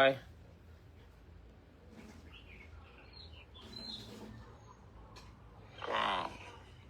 คล้ายกันครับเข้าใจโลกธรรมเนาะแต่เราจะไม่ยึดโลกธรรมนี่ว่าต้องมาทุกข์กับมันต้องมาร้อนกับมันแต่ก็พยายามให้จิตอยู่กับปัจจุบันก็คือความรู้สึกตัวรู้พร้อมนะครับกระทบอะไรก็รู้แล้วก็วางซะนะครับมันก็จะไม่เดือดร้อนใจทำใจให้เป็นปกติกลางๆนะครับจิตที่เป็นปกติกลางๆเนี่ยก็คือรู้เห็นทุกอย่างแหละเหมือนเรานั่งรถเห็นกระจกทุกมุมเห็นหลังเห็นข้างเห็นหมดนะครับคือจิตที่พร้อมรู้นะครับแต่จิตนั้นไม่ต้องไปร่วมกับเขาไม่ต้องอยากร่วมไม่ต้องเอาร่วมเราจับร่วมนะครับแค่รู้พร้อมเฉยๆรู้แล้วก็วางผ่านไปนะครับทำปัจจุบันไปอย่างเงี้ยเรื่อยๆนะครับทรงอยู่ในกายนะครับเป็นพื้นทรงอยู่ในเวทนาสัญญาสังขารที่รับรู้อยู่แล้วก็วางแล้วก็กลับปฏิกายเหมือนเดิมนะก็ใช้ชีวิตในโลกธรรมเนี่ยครับมันเปลี่ยนยังไงไปแล้วก็ใจอย่าไปหวั่นไหวตามแค่นั้นเองนะครับทำเมื่อกี้พระอาจารย์พูดอีกคำหนึ่งนะครับว่ายังความประมาทให้ถึงพร้อมอันนี้จริงนะครับเพราะชีวิตเราเนี่ยเวลามันล่วงเลยผ่านไปเนาะเราก็อย่าเสียเวลากับสิ่งที่มันไม่มีค่าสำหรับใจเราก็หมายความว่ามันไม่มีค่าเพราะมันเปลี่ยนไปมันก็ผ่านไปมันก็หมดไปนะครับเป็นธรรมดาของโลกอย่างนั้นเราอย่าเสียเวลาเลยเรามาไขว่คว้าธรรมะนะครับเอาสัจธรรมความจริงให้เกิดกับใจปรากฏนะครับแล้วก็พยายามทำให้เกิดขึ้นให้ได้ในชาตินี้ปัจจุบันที่ยังมีชีวิตอยู่ครับจะรู้ลมหายใจรู้อริยบทหรือรู้โลกธรรมนะครับว่ามันไม่เที่ยงเป็นทุกข์อย่างนี้อยู่ก็ได้นะครับมันไม่ใช่เราอยู่แล้วนะครับพิจารณาอยู่เนืองๆอย่างนี้นะครับพยายามพิจารณาเนืองๆเนี้ยสักวันเราก็ถึงนะครับมันไม่ห่างไปจากนี้หรอกนะครับแล้วก็อีกอย่างหนึ่งเราประโยชน์เราประโยชน์ท่านเนี่ยเราต้องเกื้อกูลกันนะครับทำประโยชน์ตนประโยชน์ท่านให้ถึงพร้อมด้วยความไม่ประมาทเถิดนะครับหมายความว่าเราต้องช่วยเหลือกันแนะนำธรรมะที่ดีนะครับไม่ถึงแม้มีผู้เดินหลงอยู่เราก็มีโอกาสแนะนำก็บอกนะครับแต่เราจะไม่กระทำให้เขาต้องจิตตกเขาเรียกนะครับจิตตกใจตกเนาะอะไรอย่างเงี้ยว่าเราทำด้วยความเกื้อกูลกันส่งเสริมกันนะครับมันก็จะเป็นเหตุเป็นปัจจัยนะครับให้เราเนี่ยเหมือนกับมีอย่างกัลยาณมิตรนะครับพันธมิตรนะครับทำให้เราเนี่ยมีธรรมที่สูงยิ่งในสิ่งที่เรายังไม่รู้เราก็จะรู้ขึ้นนะครับครับประมาณนี้นะครับพระอาจารย์ครับในชีวิตครับสาธุโอ้ดีมากเลยแต่ละคนก็เป็นหลักการของแต่ละท่านในการที่จะยึดมั่นถือมั่นการใช้ชีวิตนี้พี่จักรไปไหนแล้วคนดุสิตไปไหนพี่จักรว่าไงดำเนินชีวิตยังไงตอนนี้จะเหาะได้หรือยังครับอาจารย์ครับฟังธรรมะนี่แหละครับเอามาฟังธรรมะเพื่อจะได้เอามาใช้เอามาก็คือเข้าไปหลายห้องเหมือนกันนะแต่ว่าผมไม่มีอะไรจะพูดครับผมพูดไม่เป็นผมพูดไปเดี๋ยวไม่ผิดไม่ถูกเดี๋ยวให้อาจารย์ท่านอื่นพูดแล้วกันไม่อยู่ยังไงทุกวันเนี้ยที่เราไม่ทุกข์น่ะทำไมถึงไม่ทุกข์มันทุกข์มีทุกวันก็ยอมรับไงอาจารย์ก็ยอมรับตามสถานการณ์แล้วก็ทำอะไรแล้วก็ได้แบบนั้นแล้วก็หาเลี้ยงชีพหาเลี้ยงตัวเองไปก็ฝึกไปเรียนไปก็ฟังธรรมะไปก็คือเอามาฟังก็เอามาไข้ควร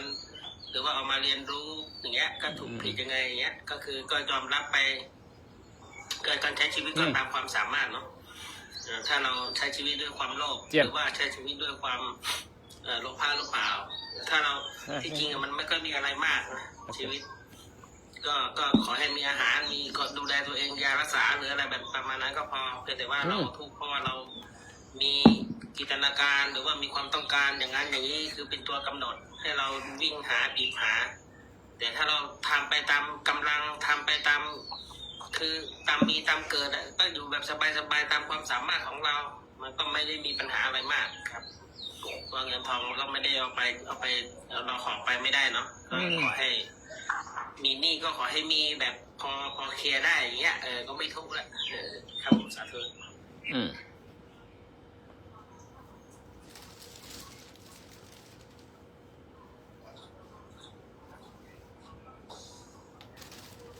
ผมบอกครับเดี๋ยวผมต้องไปทำงานแล้วเจอ จะไปยุบไปก่อนนะครับแต่ถ้ามีคนเข้ามาก็เดี๋ยวเอาลงได้เลยนะครับโอเป็นจัดก็ตามหลักการนะสายฟ้าดำเนินชีวิตยังไงนะก่อนจะลงนะก่อนจะไปเนี่ย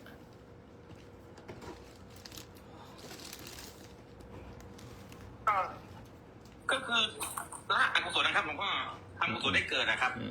ผมว่าง่ายๆสุดแล้วนะครับซึ่งเราจะดูจิตเราว่ายังมีปฏิภาณไหมยังมีความหงุดหงิดไหมถ้ามีก็ต้องแก้ไขเนาะอันเนี้ยง่ายๆเลยหลักฐานง่ายๆถ้าเรายังมีความหงุดหงิดยังมีความไม่พอใจนะครับยังมีความอยากยังมีความฟุ้งซ่านเนี่ยอันเนี้ยอกุศลทั้งนั้นเลยนะครับเพราะฉะนั้นเนี่ยขอที่ให้จิตมันเกิดก็คือความเมตตาเนี่ยครับความกรุณานะครับความมุทิตาความเอื้อเฟื้อนะครับความอ่อนโยนอันเนี้ยควรจะต้องมีนะครับควรจะต้องมีนะครับก็จะฝากเพื่อนๆทุกท่านนะครับว่าเราเนี่ยควรนะครับที่จะต้องเป็นคนที่มีจิตเป็นกุศลนะครับก็คือมีความเมตตานะครับมีความเอื้อเฟื้อเผื่อแผ่นะครับมีความกรุณานะครับมีความมุทิตาหมายความว่าเมื่อใครกล่าวทำที่ดีสิ่งที่ดีเราก็สาธุนะครับมีความไม่หวงกั้นหมายความว่าไม่ต้องกลัวว่าเพื่อนเราเนี่ยจะไปศึกษากับอาจารย์นั้นอาจารย์นี้นะครับกลัวว่าคนเนี้ยเดี๋ยวจะไปรู้ไม่ต้องกลัวอันนี้ต้องเลิกนะครับเลิกหวงยิ่งเขารู้ยิ่งดีครับเราไม่ต้องเหนื่อยยิ่งเขาไปรู้กับใครก็ได้นะให้เขารู้เถอะให้เขารู้ให้จริงเถอะนะครับไม่ต้องเหนื่อยนะครับเราได้คุยกันง่ายเนาะบางคนเนี่ยหวงไม่ได้หรอกลูกศิษย์ฉันนะครับอันเนี้ยมันก็เป็นความหวงกั้นนะครับอันนี้ก็อยากจะฝากนะครับว่าต้องละตรงนี้ให้ได้นะครับความหวงกั้นนะครับความกระดิ่งนะครับความอิจฉาเนาะนะครับก็อยากจะฝากเพื่อนๆนะครับเดี๋ยวผมต้องขอตัวท่านนะครับหลวงพ่อจ้าเชิญการครับเชิญสาธุด้วยนะครับเดี๋ยวก่อนจ้าสวัสดีแล้วคนพี่จักว่าไงดำเนินชีวิตอย่างไรอยู่มาถึงขนาดเนี้ยไม่ตุยไปซะหรือยังไง ไม่ผมเปิดไม่เปิดเองแต่ว่าเรื่องการดำเนินชีวิตเหรอครับ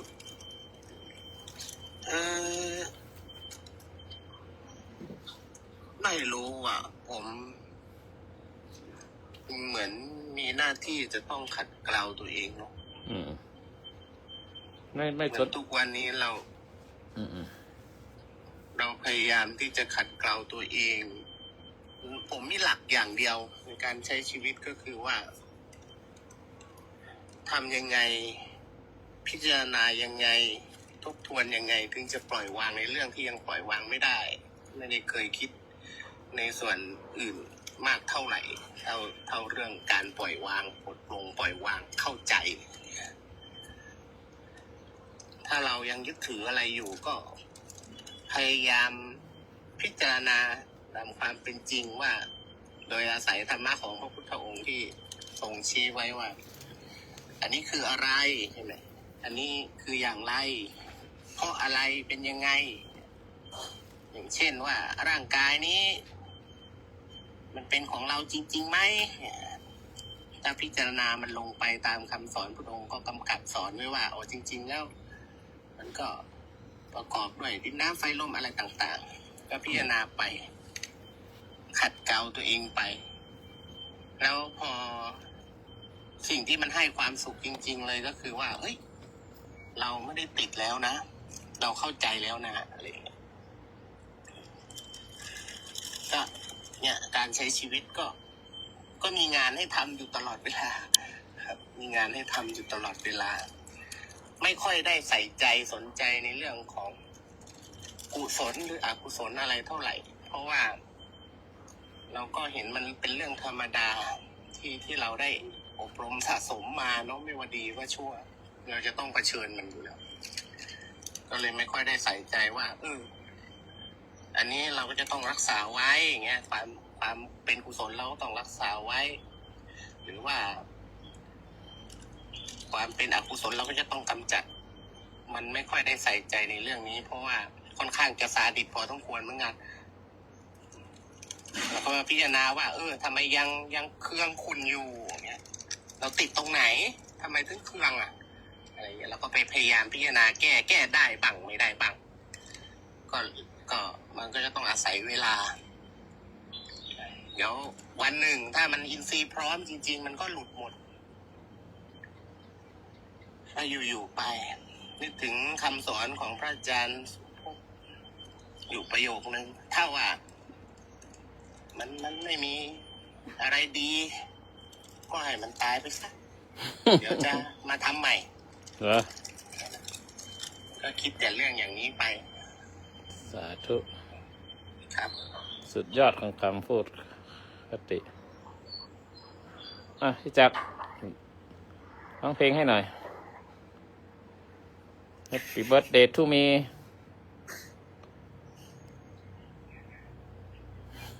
Happy birthday to you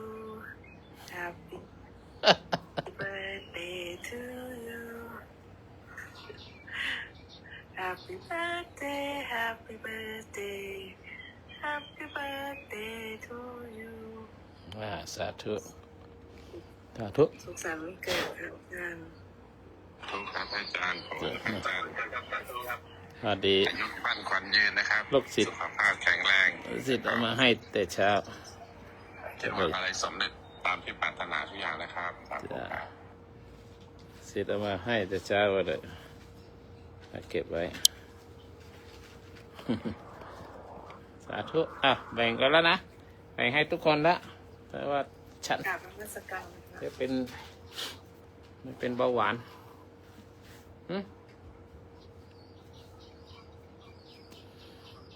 ได้ฟังให้จักเลยสุดยอดเลยนะกับใช้ชีวิตของจัก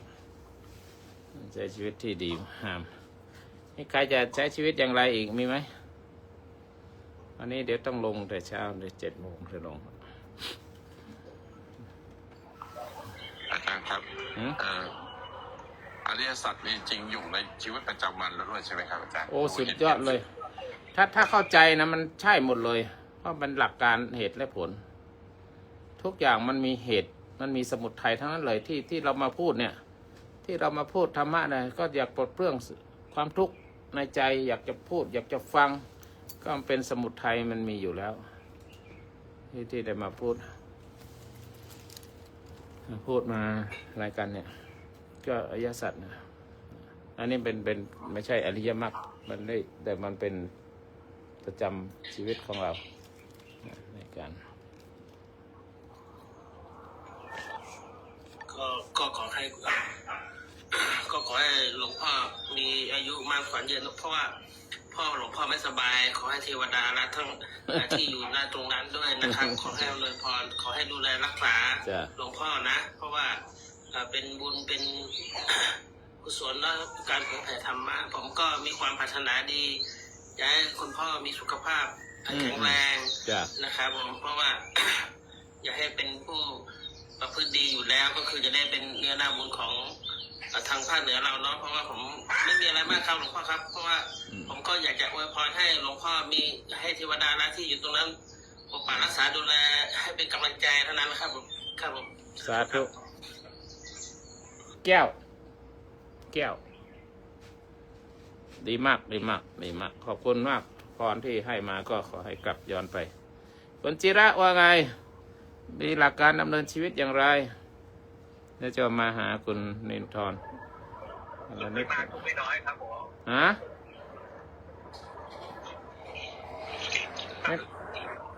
ไม่มากไม่น้อยมากหน่อยทุกให้น้อยหน่อยครับเราบังคับมันได้ก็ดีดิก็เราก็ต้อง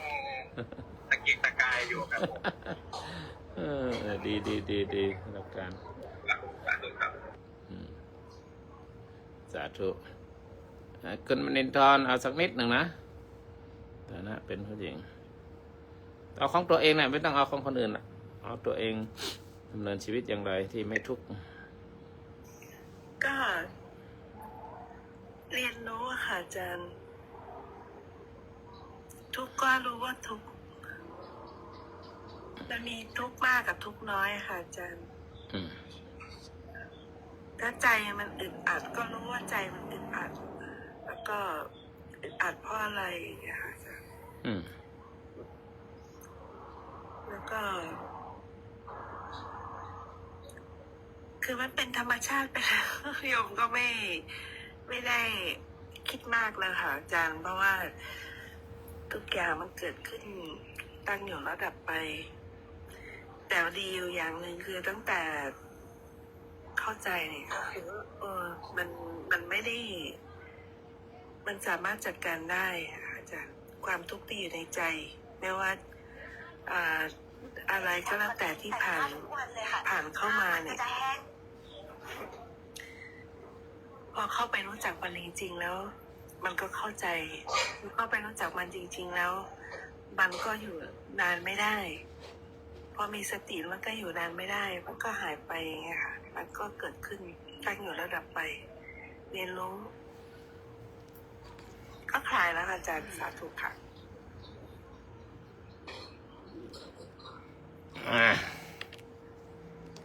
หลวงพ่อเส้นถีเจียงคาง เศรษฐีเจียงคางเศรษฐีเจียงคางสาธุ สาธุค่ะ เส้ สาน ธุ ถี ค่ะ เจีย เป็ ง น คา ตาง สุขภาพแข็งแรง สุขภาพแข็งแรง ปันกัน สาธุเชิญ เสวนาทำวันนี้ก็รู้สึกว่าสมองโล่งๆพยายามมีสติอยู่กับปัจจุบันอยู่กับตัวเองทำอะไรก็ให้มีความสุขในทุกสิ่งที่ทำพยายามตัดสิ่งที่เป็นปฏิฆะสิ่งที่มีความทุกข์ความเศร้าหมองในใจไม่ให้เกิดขึ้นให้มาแล้วให้ไปไวที่สุดค่ะสาธุค่ะขอกราบลากราบนมัสการครับ ลาไปไหนเดี๋ยวหลวงพ่อยังไม่ได้พูดเลย เชิญแต่มีธุระฟังต่อได้แต่ว่าเดี๋ยวพ่อจะพูดทีหลังมีใครอีกที่จะเสริมเข้ามา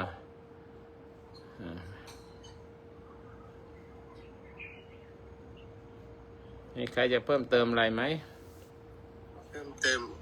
อันนี้สักหน่อยหนึ่งเนาะมันมีเรื่องหนึ่งที่คิดขึ้นมาในใจพอดีในเรื่องของสถานที่วัดวาอารามเนี่ยจะฟังดูนอกแนวหน่อยเนาะแต่ว่าก็เป็นความจริงอย่างนั้นนะเนาะก็คือว่าวัดหรือว่าสถานที่ที่เป็นศูนย์กลางของพระพุทธศาสนาท่านก็จะมีเจ้าวัดหรือว่าเทวดาปกปักรักษาดูแลโดยเฉพาะวัดเก่าๆวัดศักดิ์สิทธิ์อย่างวัดโลกโมลีก็ตามก็คงจะมีเทวดาคุ้มครองปกป้องรักษาอย่างยกตัวอย่างเช่นวัดของสมเด็จพุทธจารย์โตพรหมรังสีวัดต่างๆวัดชัยโยวัดสตือที่ท่านสร้างเอาไว้วัดละคังอะไรอย่างเงี้ยเราจะสังเกตได้ว่าเจ้าวาดเปลี่ยนบ่อยเพราะว่าด้วยอายุไขที่ดูสั้นบ้างอะไรบ้างเนี่ยจะพูดว่าไงดีก็คือกำลังไม่ถึงก็จะอยู่ไม่ได้นะอันนี้เป็นเรื่องน่าจะเป็นเรื่องที่พอเข้าใจกันได้เนาะอย่างพระเดชพระคุณนี่ก็ขอย้อนกลับมาในเรื่องของวาระวันเกิดเนาะด้วยอายุด้วยอะไรแล้ว ก็เชื่อมั่นได้ว่าพระเดชพระคุณหลวงพ่อก็คงจะมีบุญญาบารมีมากไม่งั้นไม่น่าจะอยู่มาถึงขนาดนี้ น่าจะตุยไปนานแล้วน่าจะมรณะนานแล้วใช่ครับถ้ากำลังไม่ถึงไม่สามารถที่จะปกครองบริหารจัดการสถานที่อันศักดิ์สิทธิ์ได้ผมก็ใช้เกณฑ์นี้เป็นการพิจารณาเหมือนกันแหละอย่างพระเดชพระคุณหลวงพ่อท่านก็มีบุญญาบารมีมากพอสมควรแหละไม่งั้นก็ไม่สามารถที่จะอยู่ได้อันนี้ก็เป็นเรื่องนอกแนวหน่อยนึงแต่ว่าก็เห็นมาเยอะแล้วก็มั่นใจในคุณงามความดีข ของพระเดชพระคุณหลวงพ่อที่เมตตาโปรดสั่งสอนธรรมแล้วก็ช่วยเหลือหลายๆประการแจกข้าวสงฆ์แจกข้าวสารทำทุกวิถีทางเหมือนกันก็หาได้ยากนะครับ ก็ขอให้พระเดชพระคุณหลวงพ่อรักษาธาตุขันธ์ให้ดีให้สุขภาพร่างกายแข็งแรงสมบูรณ์เพื่อที่จะถวายงานครับพระบรมศาสดาต่อไปแล้วก็เป็นมิ่งขวัญกำลังใจให้พวกเราแก๊งธรรมะทั้งหลาย ได้มีที่ยึดเดียวครับได้เห็นตัวอย่างได้เอาเป็นแบบอย่างที่ดีในการที่ปฏิบัติศาสนกิจอย่างไม่ย่อท้อขอกราบถวายความเคารพแล้วก็แฮปปี้เบิร์ธเดย์หลวงพ่อนะครับสาธุสาธุดีมากเลยก็อยู่ได้กับกำลังใจคำหวานๆพวกนี้แหละรับคำหวานมากจนเป็นเบาหวานแล้วตอนนี้ อยู่กับคนหวานนี่เป็นเบาหวานคำเหล่านี้แหละทำให้เป็นยาชูกำลังก็อยู่ดีสุขอยู่กับลูกหลานอยู่สั่งสอนพระศาสนาธรรมะอะไรต่างๆเนี่ยทำความดีไปนะ เชื่อคนอื่น แต่มันก็เป็นสิ่งที่ดีนะการที่เราได้มีหลักในการดำเนินชีวิตก็ขอขอบใจที่จักจักได้ขึ้นเลข5หรือยังหรือเลข4อยู่จริงๆมันเป็นความลับนะ25ใช่ไหมจริงๆก็ขึ้นแล้วครับขึ้นแล้วแต่ว่าก็ยังพยายามรักษาสภาพอยู่ด้วยซิลิโคนมั่งอะไรมั่งแต่ว่าดูฟังเสียงแล้วก็25-30ต้นๆนี่น่าจะประมาณนี้วันนี้วันเกิดของพระอาจารย์ใช่ไหมครับวันนี้เมื่อวานแล้วฮะผมอยากจะครับวันเกิดคือการเริ่มเกิดของร่างกายเนาะเกิดขึ้นดินน้ำไฟและลมตามระดับเมื่อ59 ปีแล้วเราตายเนี่ยมันจะไล่ตามก็คือลมหมดไปหมดไปแล้วก็น้ำก็หมดไปก็ดินก็หมดไปจิตก็ลงลอยไปที่อื่นถ้ายังไม่หมดกิเลสยังติดกิเลสอยู่เหมือนกับเม็ดข้าวใช่ไหมครับเม็ดข้าวเปลือกอ่ะมันจะเอาจิตวิญญาณไปด้วยติดไปด้วยก็ไปเกิดใหม่ก็มีอยู่ครับเป็นเช่นนี้จริงๆครับอาจารย์ก็ศึกษามาเราศึกษาตามคำสั่งสอนของพระเจ้าเลยล่ะเป็นเรื่องจริงครับก็รวมก็ปฏิบัติคือเก่งในก็คือรู้ในเห็นการตัวเองเนี่ยแล้วก็เก่งในเนาะเก่งก็คือการทำนาในการที่จะสแกนร่างกายตัวเองเรียกว่าเก่งในเรียกว่าเต่าก็หากินในน้ำไม่ได้ครับขึ้นไปบกมันบกก็หากินได้ปิดกับปลาครับหาให้กินได้เฉพาะในน้ำเรียกว่าเก่งแต่ในจะไม่เก่งนอกถ้าเก่งนอกก็คือการเรียนรู้ฌานรูปฌาน4คือเก่งนอกครับมีอิทธิฤทธิปาฏิหาริย์อย่างที่เขาได้มาครับถ้าใครทำตามขั้นตอนมันปลูกต้นไม้ครับขั้นแรกก็คือการที่เราเอาจิตพิจารณาการตัวเองเนี่ยเอวะเนวะอิโตทินังเปตานังกัปติอิสิตังปฏิตังตุมหังอิเมวะสมิสตุสเตปุเรนตุสังกปะจันโทปะลาโสยธรรมนิโชติรโสยธาวันนี้ไม่มีนางสาวน้อยล่ายอดและครอบครัวได้ทำบุญทุนหาเทวเทวดาจำตนเป็นเสือแต่เจ้ากรรมในเวรทุกชาติแต่ละคนก็ซูมล่ายอดไกด์ล่ายอดที่1ล่ายอดวิเลิศวิเมืองกิตตราชวิคำวิติปล่ายอดนายสมชายหล่อโยธาก็ขอรับสิ่งสูงสุดพวกคุณที่ดีให้ท่านทุกท่านได้ขอพบโมทนาสาธุการบุญกุศลให้แผ่ไปทั้งหมดทั้งปวงได้นำเข้าอาหารมาถวายเป็นทานให้เรากลับกลายเป็นข้าวติดน้ำติดเป็นอาหารที่จะต่อเจ้าทั้งหลายเราจึงเตือนผู้เกิดดาบรรจงมาที่อยู่ที่อาศัยรวมไปถึงเจ้ากรรมในเวรทุกชาติทุกท่านทุกคนในครอบครัวนายอดญาติมิตรทั้งหลายได้มีแต่ความสุขความเจริญขอเจ้ากรรมเวรรับมือและอโหสิกรรมยกโทษให้หายกันมีความสุขความเจริญอยู่ในสุขอายุมันคนอยู่ในการชีวิตด้วยการจังอุทาจันจะตะโลกมาอายุโนสุขังพลังเป็นอย่างการพี่น้องกันเลยแชมเปี้ยนได้ก็ ดูแลเดียวกัน คือที่พระพุทธเจ้าได้ทำสำเร็จมาแล้วพระอริยสาวกทำสำเร็จมาแล้วแล้วก็เราก็เดินทางตามท่าน นางเดียวกันก็ ไปครับในการเจริญส ข้าว ติ ไปคนละถุงเนอะ กายวิจารณาจิตธรรมแล้วก็ความวิจารณาธรรมที่พูดมาแล้วโพธิปัก เอาข้าวไปคนละถุงไป ครับผมเก่งนอกก็คือการเจริญฌานนี่แหละ จ้ะ ก็จะได้ดังใจครับผมสาธุ สาธุดีมากโอ้ดีมากเลย สาธุครับโยมก็อนุโมทนาสาธุด้วยที่พระอาจารย์ได้เผยแผ่ธรรมะนะครับ ชาวพุทธมีหน้าที่อยู่3อย่างข้อหนึ่งศึกษาเราเรียนจากคำสอนจากพระพุทธเจ้าครับซึ่งเป็นสัตบุรุษสัตบุรุษก็มีคุณสมบัติ7อย่างเนาะรู้เหตุรู้ผลรู้จักตนรู้จักประมาณรู้จักกาลเวลารู้จักตัวบุคคลและรู้จักบุคคล ซึ่งในนี้ก็มีพระอาจารย์และกัลยาณมิตรหลายท่านครับที่สอนให้ความรู้เรามีครูบาอาจารย์ถึงได้มีความรู้เช่นนี้ครับเป็นสายซึ่งกันและกันก็มีหน้าที่ศึกษา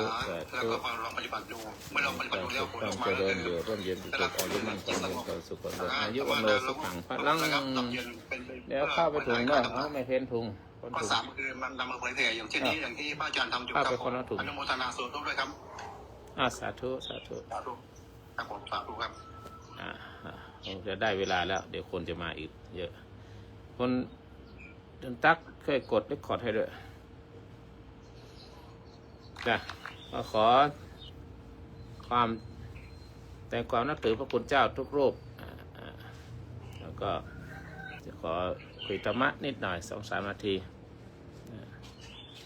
ในการนี้ได้มีคุณโยมหลายคนหลายท่านได้กล่าวถึงหลักการดำเนินชีวิตแล้วนะก็ภาพในนามของพระในช่วงนี้ก็กล่าวถึงเรื่องธรรมนาวากับการหลักการในการดำเนินชีวิต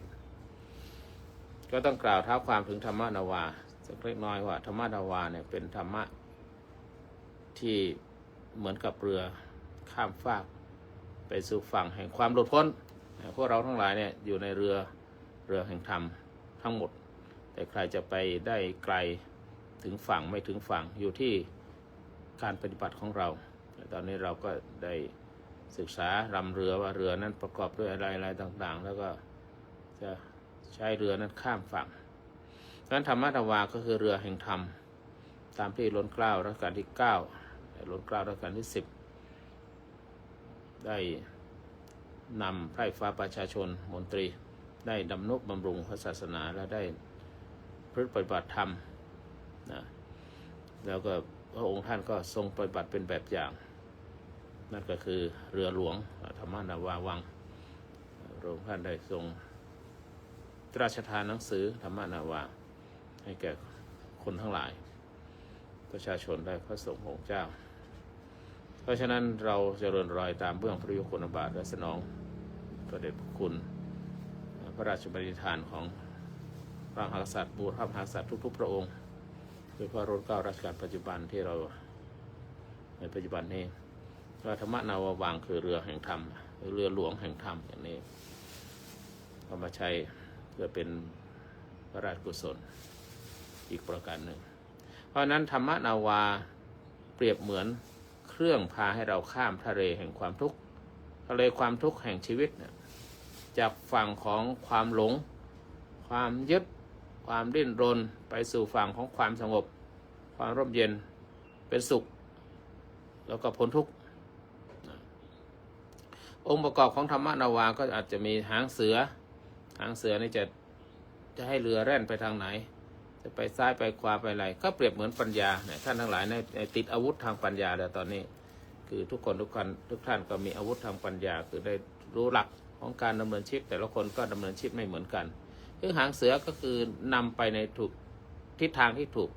ไม่หลงในความคิดปรุงแต่งสุขทุกข์อะไรต่างๆแล้วมีไม้พายถ้าเป็นเรือเล็กก็ต้องมีไม้พายหรือมือเป็นเรือใหญ่ก็มือเครื่องยนต์กลไกนั่นก็คือศีลและสมาธิศีลและสมาธิเนี่ยเป็นแรงพายทำให้จิตใจของเรานิ่งและแน่วแน่ในการที่จะข้ามฝั่งท้องเรือก็คือสติเป็นฐานที่มั่นถ้าขาดสติเรือก็จะรั่วท้องเรือก็จะรั่ว น้ำก็จะเข้าน้ำก็คือกิเลสนั่นแหละความโลภความโกรธความหลงจะไหลเข้ามาในจิตในใจนั่นก็คือถ้าท้องเรือรั่วไปไม่ถึงไหนเรือก็อับปรางเรืออับปรางคือจมลงในทะเลนั้นท่านทั้งหลายแต่ละคนก็มีอาวุธทางปัญญาแล้วถ้าได้คนที่พูดมาก็ฟังแล้วก็มีสติคือไม่ขาดสติแต่ถ้าขาดสติแล้วกิเลสก็จะไหลเข้ามาได้นั้นลมส่งเรือไปก็ด้วยความเมตตาความอภัยทานที่มีอยู่พลังแห่งความดีทั้งหลายคุณงามความดีกุศลกรรมทั้งหลายในความดีทั้งหลายกับกุศลกรรมบททั้งหลายและความดีที่ในที่ได้กระทำอยู่ก็จะเป็นหลักดันให้จิตใจเดินทางไปอย่างราบรื่นอย่างนี้เป็นต้นเพราะฉะนั้นองค์ประกอบของธรรมนาวาก็คือต้องมีทั้งหางเสือคือปัญญามีไม้พายหรือเครื่องยนต์กลไกก็คือศีลสมาธิแต่ท้องเรือที่ไม่บุบไม่สลายไม่มีน้ำเข้าก็คือสติเป็นเครื่องป้องกันไม่ให้ความโลภโกรธหลงเข้ามาและลมที่ส่งให้เรือทั้งท่าเรือใบ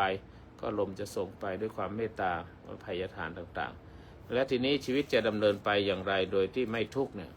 ตามหลักของพุทธศาสนาที่แท้ก็คือขึ้นเรือให้ถูก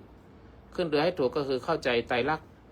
จากหลักการขั้นหลายเห็นทุกบางขั้นก็เห็นทุกสิ่งไม่เที่ยงเป็นทุกข์เป็นอนัตตาเมื่อเห็นอย่างนี้แล้วเราก็ไม่หลงไหลกับชีวิตหลงไหลได้ปลื้มกับธาตุสี่ขันธ์ห้าหรือว่าที่ธาตุห้าที่มันดำเนินอยู่เนี่ยสิ่งทั้งหลายทั้งปวงน่ะมันก็ไม่ใช่ของเราอย่าไปหลงว่าเป็นของเราเดี๋ยวมันก็แตกสลายเดี๋ยวมันเจ็บเดี๋ยวก็ป่วยเดี๋ยวก็เป็นนั่นเป็นนี่เราบังคับบัญชามันได้ร่างกายนี้ธาตุนี้ขันธ์ห้านี้เราทำไม่ได้ถ้ารู้อย่างนี้ใจเราก็ไม่ดิ้นนี่คือเริ่มต้นขึ้นเรือรู้จักลำเรือรู้จักขันธ์ห้าในทางพุทธศาสนาทุกคนก็เริ่มจะรู้จักขันธ์ห้ากันแล้วนะทีนี้การพายเรือที่พายไปเนี่ยก็ต้องพายด้วยสติด้วยสมาธิคือด้วยศีลด้วยสติด้วยสมาธิเนี่ยก็คือว่าศีลเนี่ยไม่ทำชั่วไม่เบียดเบียนคือไม่ก่อกรรมทำเข็นกรรมใหม่ๆที่มันไม่ดีทั้งหลายมีระเบียบมีศีลเป็นข้อบังคับมีวินัยข้อบังคับอย่างนี้ก็ไม่ทำชั่วสมาธิเมื่อได้ทำชั่วแล้วเวลาที่จะนั่งเรือพายไปจิตก็ต้องนิ่งรู้เท่ารู้ทันลมจะพัดมาทางไหนอันตรายทั้งหลายปลาฉลามร้ายโขดหินอะไรต่างๆก็ด้วย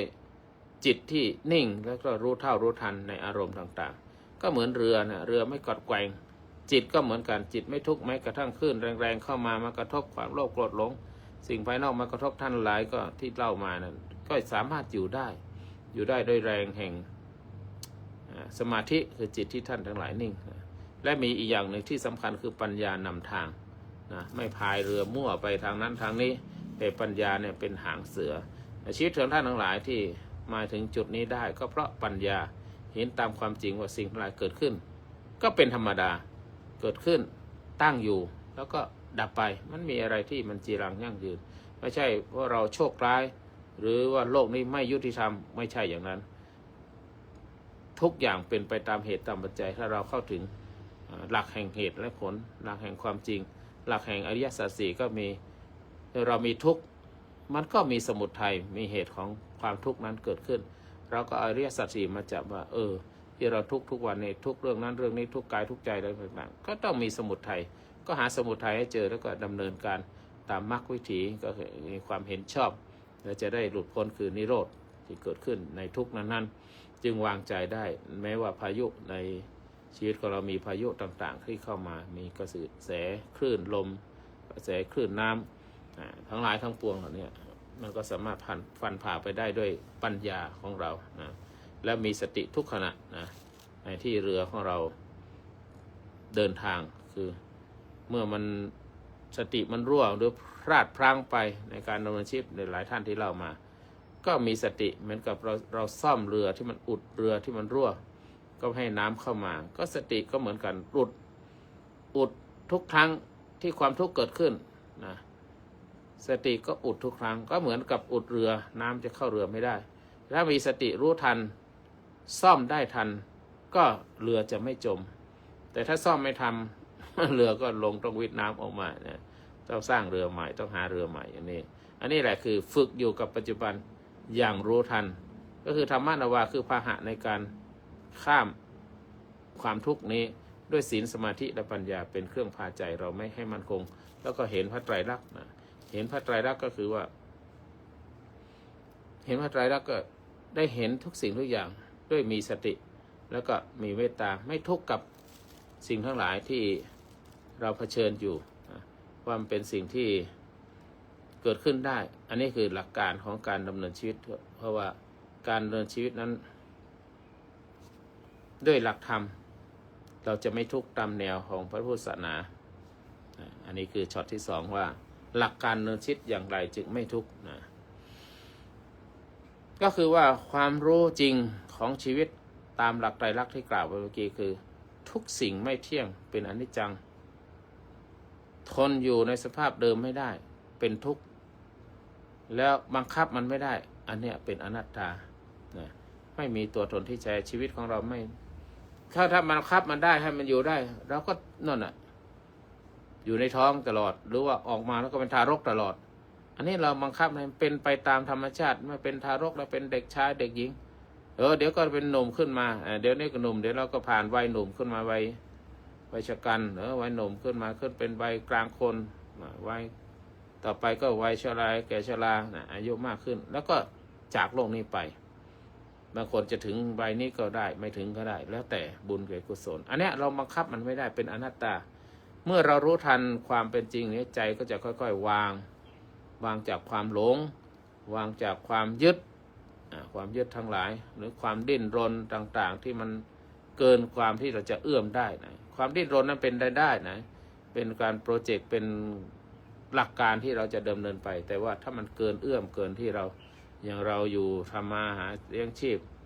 ทำมาไปวันๆเนี่ยเราจะมีเงิน10,000 ล้านอย่างเงี้ยมันเป็นไปได้นะก็ต้อง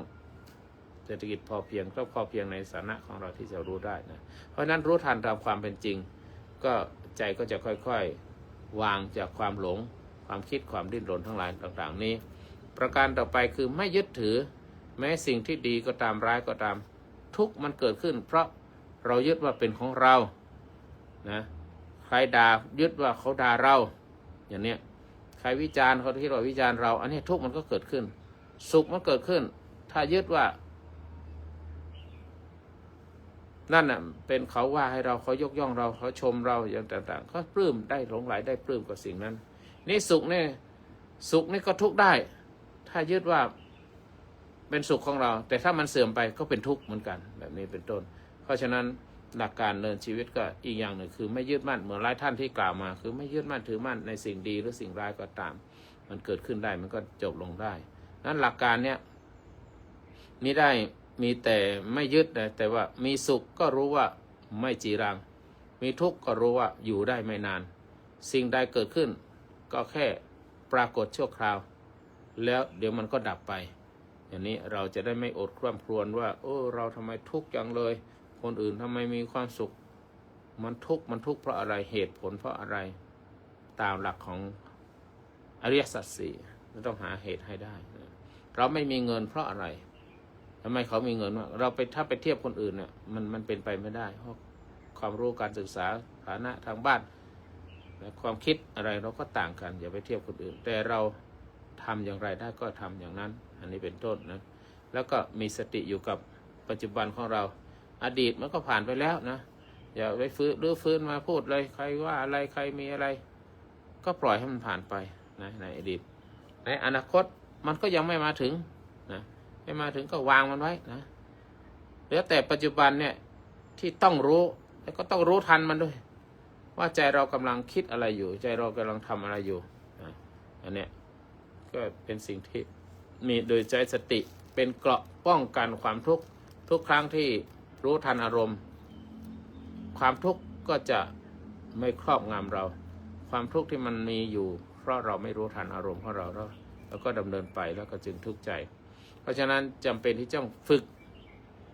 กจิตให้เห็นอารมณ์แต่ไม่เป็นอารมณ์นั้นหรือไม่เป็นธาตุของอารมณ์ดูจิตตอนที่โกรธก็ให้รู้ทันว่าโกรธนั้นก็ไม่ใช่เรา มือนการทักอารมณ์น่ะความโกรธเกิดขึ้นแล้วเนาะความโกรธเกิดขึ้นแต่จิตเราไปรับความโกรธนะจิตเรามีความโกรธเกิดขึ้นอย่างนี้นะจิตเราถูกความโกรธครอบงำแล้วอย่างเงี้ยก็อย่างเนี้ยดูจิตตอนที่มันอยากได้โทรศัพท์ดีๆอยากได้เรื่องนั้นเรื่องนี้อยากได้บ้านอยากได้แฟนสวยๆอยากได้เงิน100 ล้าน1,000 ล้านอยากได้มีเงินอยากได้อะไรต่างๆเนี่ยต้องรู้นะถ้าอยากได้นะรู้ทันก็รู้ทันมันนะก็ไม่อยากเนี่ยยิ่งดูยิ่งเห็นความไม่เที่ยงของชีวิตของจิตใจของสิ่งทั้งหลายในโลกนี้ใจก็จะปล่อยวางอย่างเป็นธรรมชาติเพราะฉะนั้นสิ่งสำคัญก็คือมีศีลมีสมาธิมีปัญญาเป็นฐานของชีวิตอย่างที่กล่าวไปแล้วในธรรมะว่าศีลเป็นสิ่งที่ทำให้ไม่เดือดร้อนแก่ตัวเองและผู้อื่นสมาธิทำจิตของเราให้มั่นคงเมื่อจิตมั่นคงแล้วไม่หวั่นไหวง่ายต่อโลกธรรม8ไม่หวั่นไหวต่อความโลภความโกรธความหลงหรือกิเลสทั้งหลายสิ่งไม่ดีทั้งหลายเราก็ไม่หวั่นไหวไม่ทำตามในท่านอะไรพูดมาถูกต้องหมดเลยแล้วก็มีปัญญารู้ทันสภาวะเห็นธรรมตามความเป็นจริงทุกอย่างไม่หลงไม่ปรุงแต่งสรุปสั้นๆก็คือว่ารู้ทันโลกก็จะทำให้เราไม่หลงรู้ทันจิตใจของเราก็จะไม่ทุกข์ทุกวันนี้มันคือจิตใจเป็นผู้พาไปถ้ารู้ทันมันก็ไม่ทุกข์วางได้ไม่เห็นความจริงก็จะเป็นอิสระจากวัฏฏะคือการเวียนว่ายตายเกิดนี้ถ้าเราวางมันได้นะเพราะฉะนั้นแนวทางทั้งหลายเหล่านี้เป็นแนวทางที่เอาธรรมะเป็นเรือในการดำเนินชีวิตเพื่อที่ข้ามโดยมีหางเสือมีปัญญามีไม้พายคือศีลสมาธิปัญญาและท้องเรือคือสติคอยอุดรำเรือไม่ให้มันรั่วก็สติคอยป้องกันถ้าจิตเผลอไม่มีสติไม่ตั้งสติจิตไม่ตั้งมั่นก็โลภโกรธหลงอุปาทวกิเลสทั้งหลายก็จะเข้ามาดังนั้นสติเป็นสิ่งที่อุดเรือของเราให้รู้ว่าเรือของเราเดินทางไปให้ถูกทางอย่างที่กล่าวมาตอนต้นคือเป็นไปตามพระไตรลักษณ์เกิดขึ้นตั้งอยู่ต่อไปโดยที่พายเรือด้วยศีลด้วยสมาธิแล้วก็ปัญญาก็จะไปถึงจุดมุ่งหมายของชีวิตของแต่ละท่านแต่ละคนทุกครั้งที่น้ำเข้าเรือก็จะมีสติที่คอยไปกำกับสิ่งไม่ดีทั้งหลายเข้ามาในชีวิตก็เนื้อล้วนแต่อยู่ในสัมมาประธาน4สิ่งที่ไม่ดีก็ไม่ให้เข้ามาน้ำเข้าเรือก็ริดออกความชั่วทั้งหลายที่อยู่ก็ต้องเอาออกสิ่งที่ดีที่งามก็ต้องรักษาไว้ความขยันความหมั่นเพียรธรรมะต่างๆที่ดูเรือมีความขันติอดทนต่อแรงต่อต้านอะไรต่างๆในชีวิตก็นั่นแหละเป็นสมถะที่คือการอนุรักษ์ไว้นะภาวนาไว้สิ่งทั้งหลายที่ดีที่งามก็เอาไว้ในชีวิตของเราเพราะฉะนั้นธรรมนาวาตามที่หลวงเกล้ารัชกาลที่9รัชกาลที่10พระองค์ท่านได้พระราชทานให้คนทั้งหลายได้พึ่งปฏิบัติก็สมดังพระราชฤทัยของพระองค์ท่านเราก็สนองตอบอย่างนี้เป็นต้นเช้านี้ก็ได้กล่าวถึงเรื่องเหล่านี้เหมือนว่าล่องเรือใจกลางทะเลล่องเรือใจกลางทะเลทุกวุ่นวายมีคลื่นร้ายคือกิเลสซัดกระหน่ำแต่เรือธรรมพาใจไม่ตกต่ำด้วยศีลนำสมาธิเป็นไม้พายปัญญาแท้คือหางเสือคอยชี้ทิศเมตตาจิตเป็นแรงลมส่งใจกายสติแน่นคือท้องเรือไม่คลอนคลายแม้คลื่นร้ายก็ไม่จมไม่ระเริงเมื่อเห็นโลกไม่เที่ยงไม่ยึดมั่นแม้คืนวันเปลี่ยนไปใจไม่เหลิงไม่ยึดสุขไม่ยึดทุกข์ไม่ยึดเพลิงเรือถึงฝั่งนิ่งเนิ่นนิพพานจริงถึงเราจะไม่ถึงนิพพานนะแต่ขอให้เข้ากระแสว่าจุดเป้าหมายของเราคือนิพพานก็ให้รู้ว่าต้องมีเป้าหมายมนุษย์ก็หลักการชีวิตต้องมีเป้าหมายจุดสูงสุดคือพระนิพพานแต่จะถึงเมื่อไร ต้องตั้งใจนะชาตินี้ไม่ถึงเอาชาติหน้านะต่อไปเป็นนิสัยปัจจัยอย่างท่านทั้งหลายเข้ามาในห้องธรรมะแบบนี้ก็ได้ศึกษาธรรมส่วนมากจะศึกษาธรรมะกันทั้งนั้นนั้นขอโมทนาสาธุการที่ท่านทั้งหลายตั้งใจฟังมาตั้งแต่ต้นขอธรรมะเป็นเรือรำนาวาในการดำเนินชีวิตของท่านให้ไปสู่ฝั่งแห่งความหลุดพ้นแม้กระทั่งฝั่งแห่งความสงบจงมาเกิดขึ้นแก่ท่านทั้งหลายเพราะมีความสุขความเจริญทุกทนาการถวายเป็นพระราชกุศลได้ล้นเกล้ารัชกาลที่ 9ขององค์ท่านเสด็จทรงสวรรคาลัยได้ล้นเกล้ารัชกาลที่ 10พระบรมราชินีพระพันปีหลวงพระบรมวงศานุวงศ์ทุกๆองค์พระกนิษฐาธิราชในทุกๆพระองค์ขอทรงพระเจริญเป็นพระโพธิสัยสมกรชั่วการนานตลอดจนถึงสมเด็จเจ้าฝ่ายหญิงพระเจ้ากิติยภาของพระองค์ท่านทรงหายจากพระประชวรและองค์สมเด็จพระสังฆราชผู้เป็นประมุขสงฆ์รับมหาเถรสมาคมทุกรูปพระสังฆาธิการทุกระดับชั้นและสงฆ์สามเณรทั่วราชอาณาจักรและนอกราชอาณาจักรของมีแต่ความเจริญในธรรมสูงยิ่งขึ้นไปตลอดถึงผู้ปกครองคณะผู้ปกครองทั้งหลายราชการแผ่นดินมีแต่ความสุขความเจริญผู้จิตอาสาทุกท่านและท่านผู้ฟังผู้ชมทั้งหลายมีแต่ความสุขความเจริญให้ปรารถนาสิ่งใดเป็นไปโดยชอบประกอบด้วยธรรมและไสจงสำเร็จจงรันสำเร็จทุกประการด้วยเถิดสาธุยังอยู่เหนียวแน่นพี่จับไปธุระแล้วพี่พูดไปแล้วสาธุแล้วสาธุสาธุสาธุค่ะพระอาจารย์ก็ไปนะเดี๋ยวส่งมาให้เด้อจ้ะใครมีอะไรไหมไม่มีจะลงละ เค้กมีอยู่แต่ว่ามีใครทานเนี่ยโยมไม่มีค่ะพระอาจารย์กราบนมัสการพระอาจารย์พิชิตค่ะยังไม่ชิดไหนจัดอาหารดิพี่จัดอาหารเดี๋ยวจะไปวัดยางกวางนี่พระอาจารย์พิชิตไหนพระอาจารย์นิมนต์ครับเปลี่ยนโปรไฟล์อีกแล้วนี่เป็นโยมอีกแล้วเนี่ยศึกเมื่อไหร่เนี่ย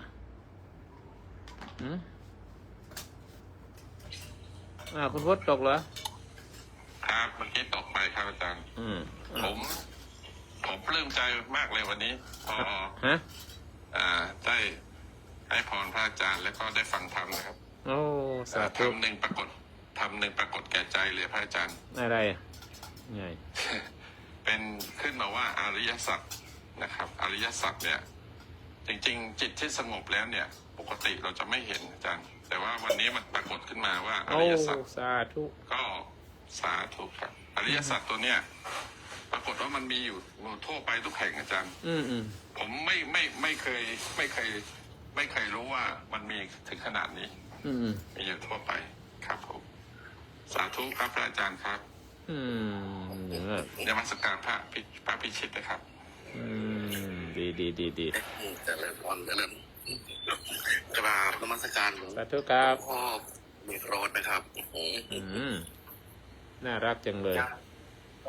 พระอาจารย์สวัสดีทุกท่านครับสวัสดีค่ะหัวข้อวันนี้ดีมากเลยค่ะอาจารย์จ้ะแต่ว่าอาจารย์ทำไมรีบลงเร็วเขาวันนี้ปกติเดี๋ยวจะไปวัดยางกวงวันนี้มียกยอดฉัตรเห็นว่ารองราชเลขาจะมาเป็นประธานในพิธีนะก็ศิษย์นิมนต์ไปร่วมกำลังใจลูกศิษย์นะเจ้าวาดก็เป็นพระที่เราดูแลมาตั้งแต่ป .4 เอามาบวชเรียนพ่อแม่เขาก็ไม่มีเราดูแลตั้งแต่เป็นเด็กป .4 ป .5 บวชภาคดูป .4 ภาคเรียนร้อนป .5 ภาคดูร้อนถึงป .6 บวชเสร็จแล้วก็อยู่ต่อเดี๋ยวนี้เป็นพระแล้วเป็นเจ้าวาดแล้ว เราเป็นผู้ช่วยอยู่แต่เขาเป็นเจ้าวาดแล้วนะเขามาถามข้อคิดถามอะไรศึกษาเขาได้แค่5 พรรษาเขาเป็นเจ้าวาดแล้วเรา39เป็นผู้ช่วยอยู่ช่วยเจ้าวาดไม่เป็นไรสร้างคนสร้างพระเรามาถามเราเบาๆจ้ะ ผมบอกว่า ผมเป็นผู้ช่วยเจ้าอาวาสแกเป็นเจ้าอาวาสแล้วทำไมต้องมาถามเราอีกแกหัวเราะ ว่าแกเป็นลูกศิษย์อาจารย์เนี่ยขอบคุณมากอาจารย์อันนิมนต์ครับ เปล่าแค่บอกว่านี่แหละสร้างมาเป็นไว้ พูดได้แสดงทำได้แต่ลูกศิษย์เป็นศิษย์กตัญญูเนี่ยเรียนได้เป็นสามเณรธรรมะทอง เป็นนักเทศทุนเราเรียนหลวงด้วยและเป็นท่านเทศทุนเรียนหลวงรุ่นที่หนึ่งผมไปเรียนหลังแกรุ่นที่สองแต่วิวัฒนาจารย์ก็ยังไม่ไปผมไปมาแล้วผมเป็นรุ่นที่หนึ่งสนองงานของพระเจ้าแผ่นดินอะไรที่ทำได้ก็ทำไปดีต้องระวังนะทำเพื่อแผ่นดินเนี่ยทำเพื่อราชวงศ์เนี่ยนะทำเพื่อราชวงศ์เนี่ยนะระวังโดนตัดคำว่าครูออกไปนะ เป็นนายเหรอน่าจะเป็นนายเหรอไม่ใช่เป็นนายเป็นพระไพบูลย์เจติยานุรักษ์ ให้เป็นนายกับพัดกลมมันก็จะแหลม เพราะว่ามันแหลมแล้วนี่ไม่ใช่เด้เพราะว่าเป็นสำนักปฏิบัติธรรมด้วยใช่ไหมเป็นสอนวิปัสสนาด้วยโอ้ยไม่ได้สงสัยจะได้พัดขาวอ่ะ ผมได้มาแล้วพัดขาวสำนักวิปัสสนาแห่งประเทศไทยวิปัสสนาธุระนะเขาให้พัดขาวมาแล้วนั่นแหละมันทำแม่เนี่ยพูดแล้วขนลุกมันเหมือนว่าไอ้พัดขาวกลมๆมันจะเปลี่ยนเป็นแหลมๆมาเนี่ยโอ้ยท่านอย่าไปพูดเดี๋ยวเสียกำลังใจผม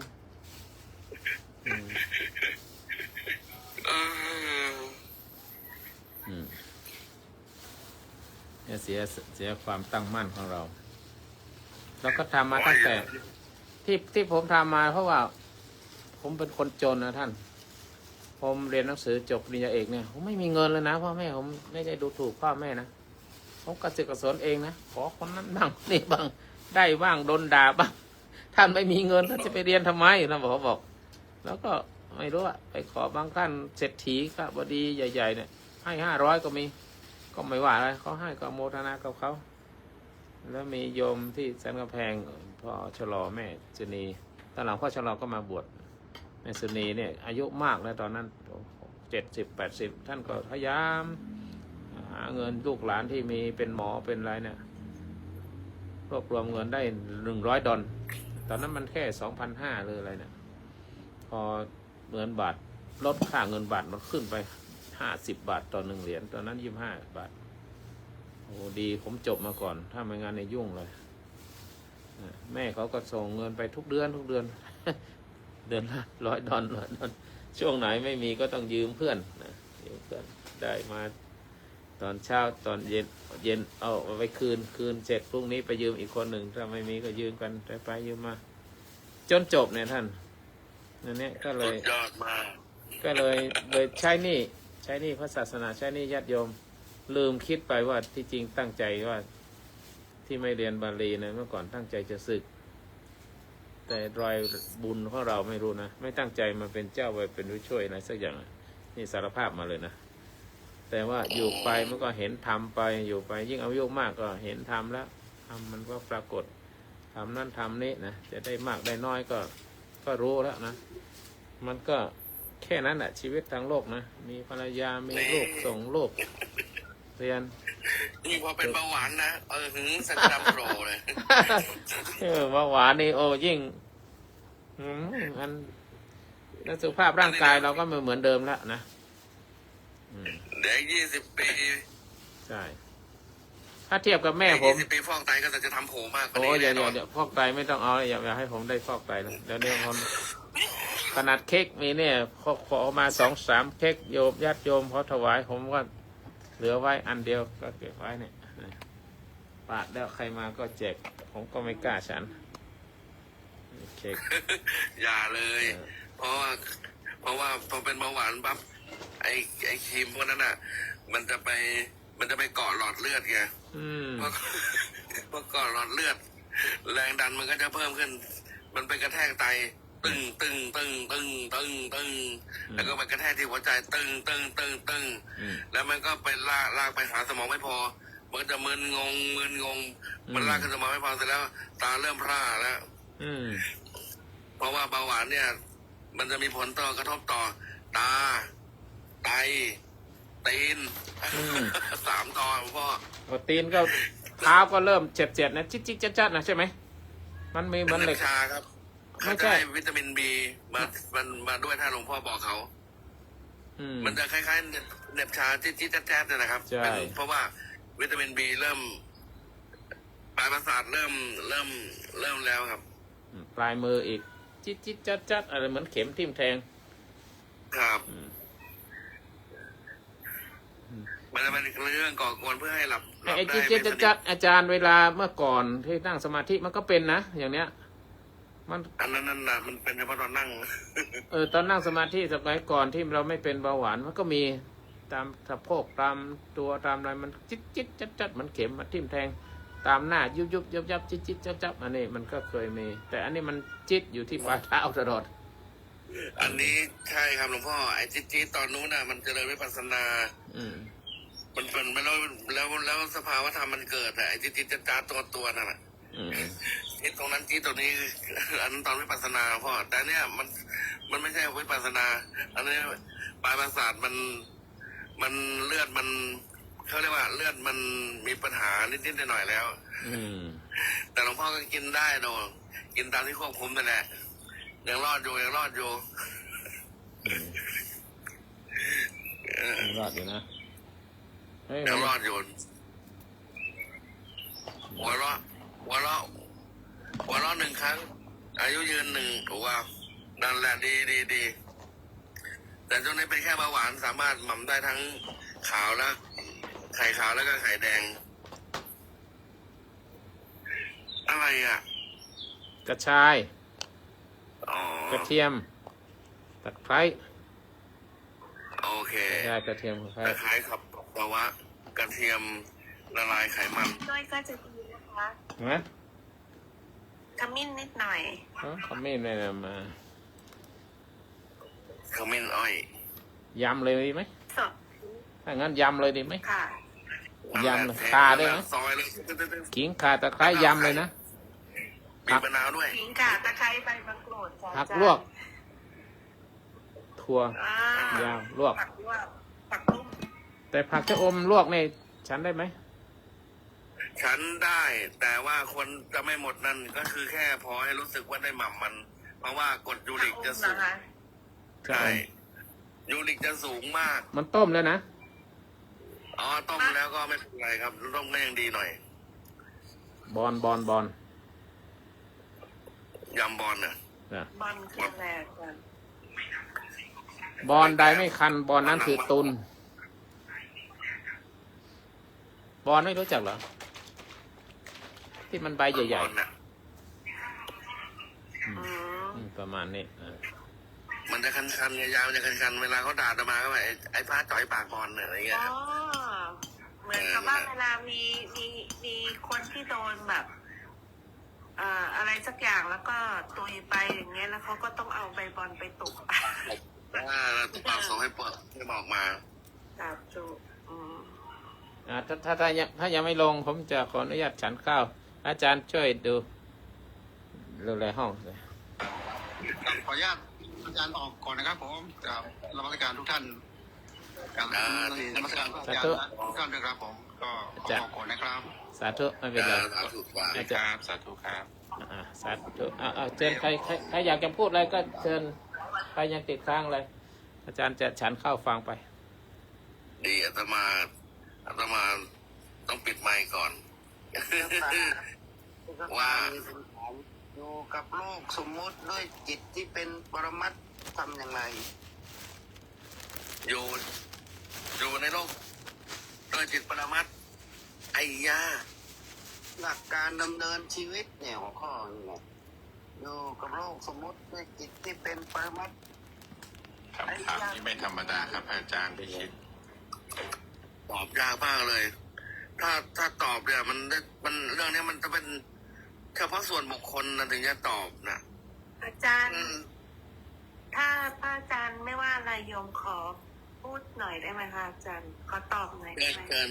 ได้เลย อาจารย์ก็ตามเก็บ ได้ ขอโอกาสว่าอาจารย์นะคะ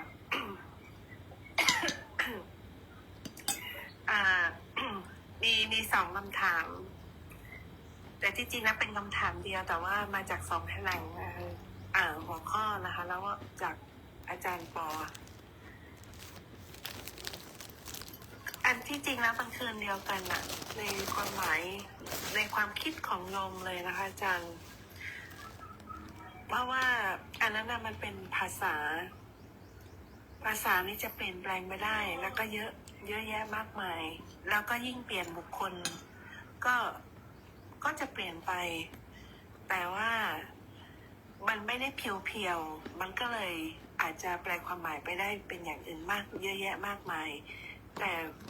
พอมองกลับเข้ามาเนี่ยมันคืนเดียว เพราะฉะนั้นเนี่ยก็สามารถตอบได้อย่างเดียวก็คือว่าไม่วุ่นวายไม่เว่นเว้อนะคะ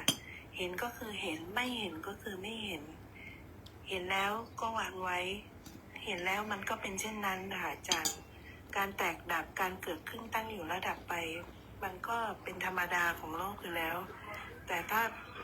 ไม่ได้ไปวุ่นวายโดยให้ความหมายเพิ่มเติม เพราะว่ายิ่งให้ความหมายก็เพิ่มเติมวิจิกิจฉาก็เกิดขึ้น ก็จะกลับมาตรงจุดเดิมไม่ได้เพราะถลายลงไปแล้ว แล้วถ้ามีสติมันก็จะสว่างสาธุค่ะอาจารย์ประมาณนี้ค่ะในความคิดของโยมนะอาจารย์ จำส่วนความเห็นของอาตมาก็จะต้องให้หลวงพ่อวุฒิเนี่ยได้กล่าวก่อน พระอาจารย์เชิญนิมนต์พระอาจารย์ก่อนครับ เดี๋ยวเสียฟอร์มไม่ได้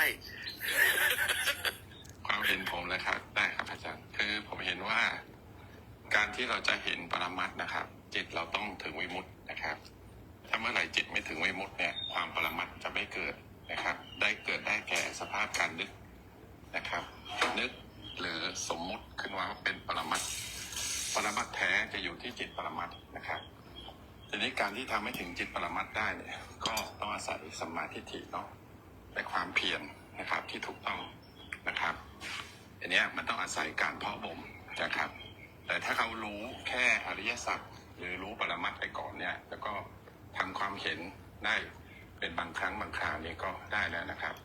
การมีสติอยู่กับปัจจุบันระลึกรู้อยู่นะครับให้เห็นสัจจะให้เห็นสมมุติการเป็นปรมัตถ์เนี่ยก็ทำได้ครับแต่ว่ามันจะกลับไปกลับมาอยู่อย่างนี้นะครับเป็นสองด้านแต่เมื่อไหร่จิตท่านถึงปรมัตถ์แล้วนะครับ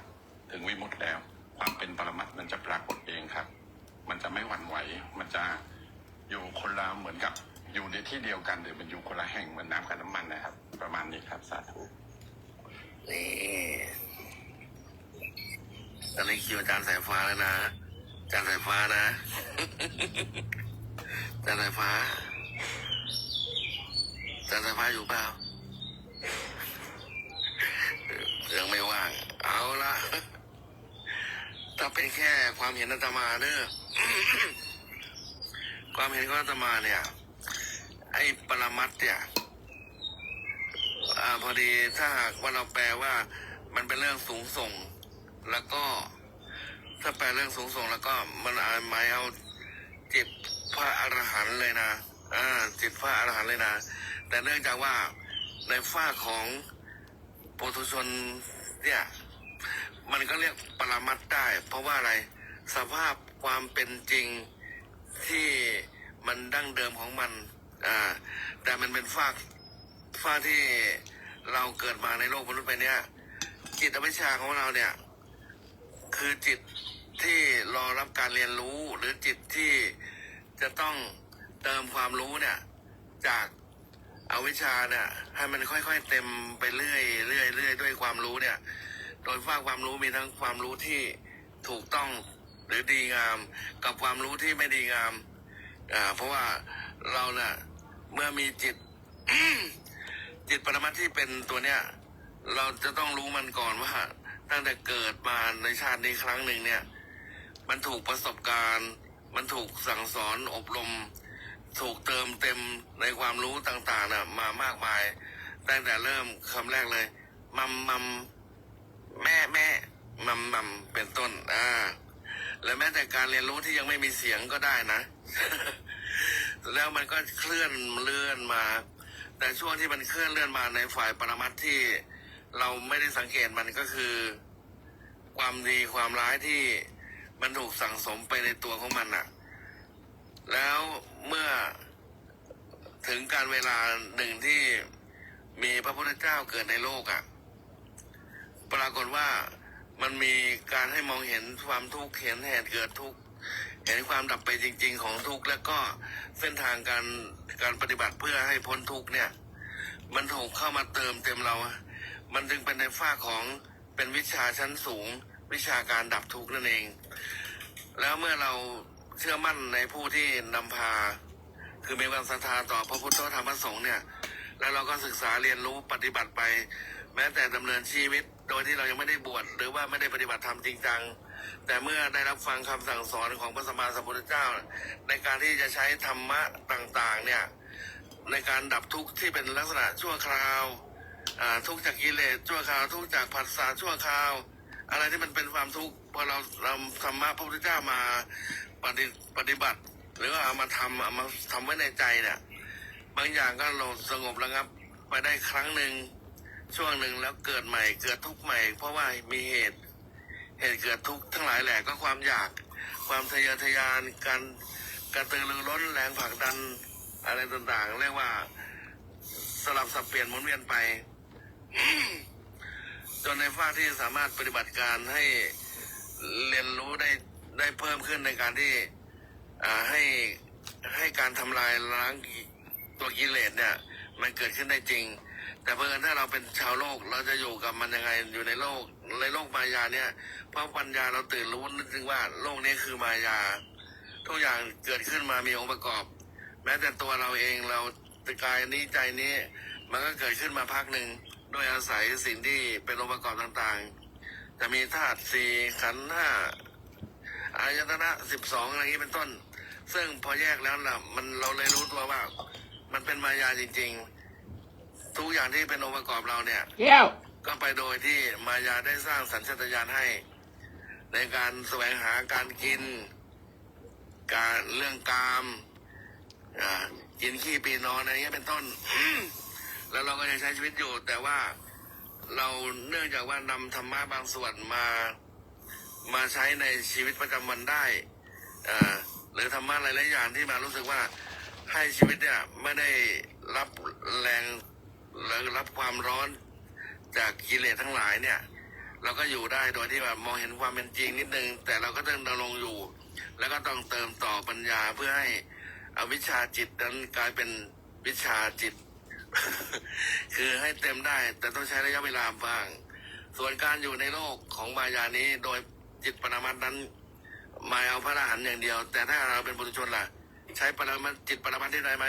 เราก็เรียนแบบจิตปรมัตถ์เสียก็คืออยู่ในโลกโดยที่ไม่ต้องติดโลกมาก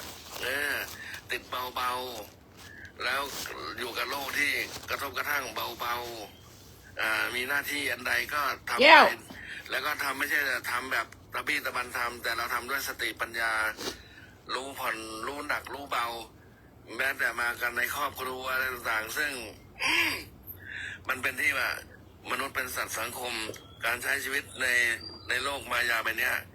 แม้แต่พันยาสามีบุตรธิดาทรัพย์สมบัติเป็นมายาวัดยางกวางเดี๋ยวให้เนนมาอยู่นี่ถูกกำหนดและสร้างขึ้นมาโดยมนุษย์กันเองจิ้มนิดนึงแต่ไม่รู้แล้วเราก็เหมือนกับเรายืนอยู่เขามาให้ก็จริงเขาเราเนี่ยยืนอยู่บนภูเขาแล้วมีการมองเห็นสรรพสัตว์ทั้งหลายเหมือนกับมันเดินอยู่ข้างล่างภูเขาแล้วเรายืนจับวางใจลอยๆไว้วางใจลอยๆไว้และใช้สติให้ดีไม่ว่าอะไรจะเกิดขึ้นกับชีวิตก็มีความตั้งมั่นในการที่จะประคองจิตเนี่ยให้อยู่เหนือโลกโดยที่แม้ไม่ได้พ้นจริงแต่วางใจวางนิสัยของผู้พ้นโลกไว้กับเราพูดแล้วอยากจะบรรลุจบข่าว เจี๊ยเด้อ สาธุครับ ดึกช่วย สาธุครับอาจารย์ มาอย่างไปทำงานไหม เราจะก๊อปปี้วิชา เอารีบพาทั้งครอบครัวด้วยไปก่อน8 โมง จะ นะค ไม่ รับ เต็มจรณะความประพฤติยังไม่สมบูรณ์แต่เราก็ก๊อปปี้มาแม้ไม่เป็นพระโสดาบันจริง ไม่เป็นไร เราก็แอบก๊อปปี้เอาคุณสมบัติมาก็จบ แต่ถ้าไปทางราชการไม่ได้นะ ทำไมยัง ไม่ได้เป็นตำรวจก็เป็นตำรวจไม่ได้เป็นทหารก็ไปเป็นทหารนะไม่ได้เป็นข้าราชการ ไปส่งหลวงพ่อหน่อย นี่คือการแปลงจิตวางใจไม่ดำเนินการทางสายกลางจบข่าวอ้าวไอ้กบแมงฟังทนไม่ได้หนีไปแล้วอะไรวะพูดไม่ถูกฉลกมันได้ไงวะเนี่ยเธอท่านหนึ่งต่อไปเด้อยมจีระ เอาแล้วเข้าไปแล้ว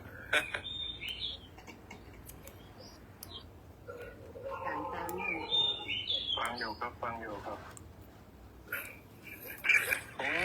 มมีความคิดเห็นว่าอยู่กับโรคสมมุติผัสสะ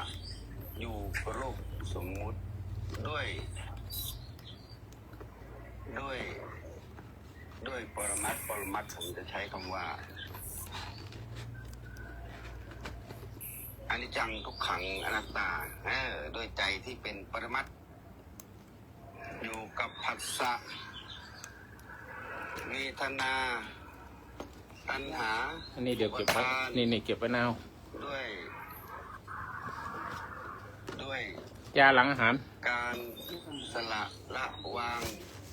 ไม่ยึดติดกับมันแต่ด้วยใจที่เป็นปรมัตถ์แต่ก็อยู่กับมัน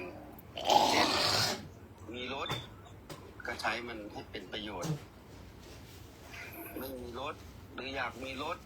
เพื่อจะมาใช้ในการประกอบอาชีพขนผลิตภัณฑ์การเกษตรไปขายอย่างนี้นะเป็นอาชีพเนาะสัมมาอาชีพ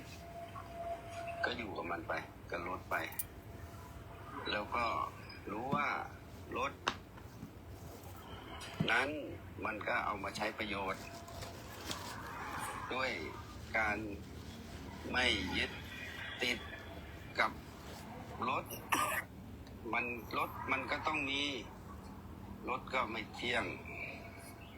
เสื่อมสลายไปบังคับบัญชาไม่ได้มันก็ต้องเก่าต้องอะไรไม่ยึดติดหมายความว่าไม่ใช่ว่าจะต้องเปลี่ยนรถใหม่ให้ทันสมัยอยู่เสมอนะไปตามกระแสอันนั้นก็จะเป็นหลงไปเนาะจะเป็นจิตใจที่ไม่เป็นปรมัตถ์ก็เน้นไปที่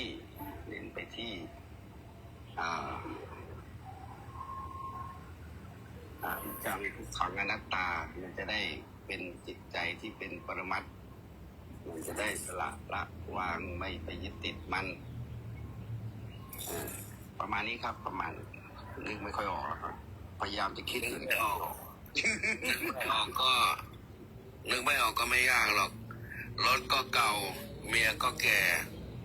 เป็นมายาทั้งคู่แต่ว่าการจะสละปล่อยวางในการที่ว่าให้ใช้ประโยชน์เนี่ยมันต่างกันนะรถเนี่ยพอมันเก่ามันอะไรหรือว่ามันจะมีอะไรพังแล้วก็ซ่อมไปตามกาลเวลาใช้งานเขาก็ปัดเช็ดถูดูแลให้ดีดูน้ำอะไรเงี้ยเติมน้ำมันเครื่องอะไรเงี้ยเป็นต้นดูระบบอะไรเงี้ยก็คือเป็นมายาที่เราสามารถควบคุมได้แต่เมียเนี่ยเป็นมายาที่เราไม่สามารถควบคุมได้เช่นเจ็บไข้ได้ป่วยแล้วก็พาไปหาหมออะไรเงี้ยแล้วก็ต้องให้หมอซ่อมอารมณ์บูดอารมณ์ไม่ดีอารมณ์ร้ายตังจ่ายไม่ครบอะไรเงี้ยเราก็ต้องควบคุมในโลกมายานี้ให้ดีไม่งั้นเราก็จะเหมือนกับอยู่กับไฟ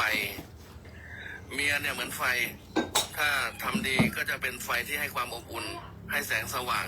แต่ถ้าเกิดว่าไม่ดีต่อนางเนี่ยนางจะเป็นไฟที่บรรลัยล้างเผาผลาญชิบหายวายป่วงเป็นต้นเพราะนั้นก็คือทั้งอย่างเป็นมายา ลูกบุตรธิดาทรัพย์สมบัติหน้าที่การงานก็มันเป็นมายา แต่ว่าเราจะอยู่กับมันด้วยการรู้สึกว่าเราต้องเข้าใจกับโลกมายานั้นจริงๆถ้าเราไม่เข้าใจแค่ไม่เข้าใจกับเรื่องโลกมายาเราก็ทุกข์เราก็ร้อนเมียก็เก่ารถก็แก่วังก็มีด้วยประการฉะนี้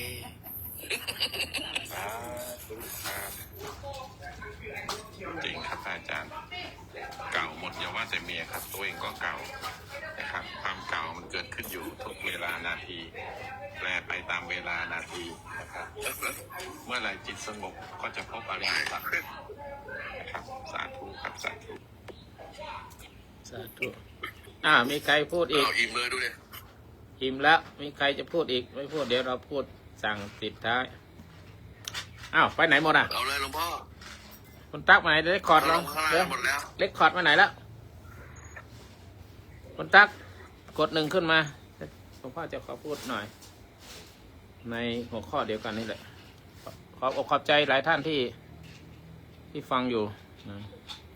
โอเคก็ถวายความเคารพแด่หลายท่านกับเจ้าของกระทู้ที่พูดถึงเรื่องสมมุติและปรมัตถ์ขอแสดงความนับถืออาจารย์พิชิตด้วยความเคารพยิ่งและขอความเจริญพรจากคุณวุฒิคุณปูปอกองกอยคุณพญาสายฟ้าและทุกท่านทุกคนนะคุณมณินทร์และคนท่านที่มอนิเตอร์อยู่ตอนนี้ก็เป็นคำที่ยอดเยี่ยมมากในคำพูดเกี่ยวกับความลึกซึ้งของ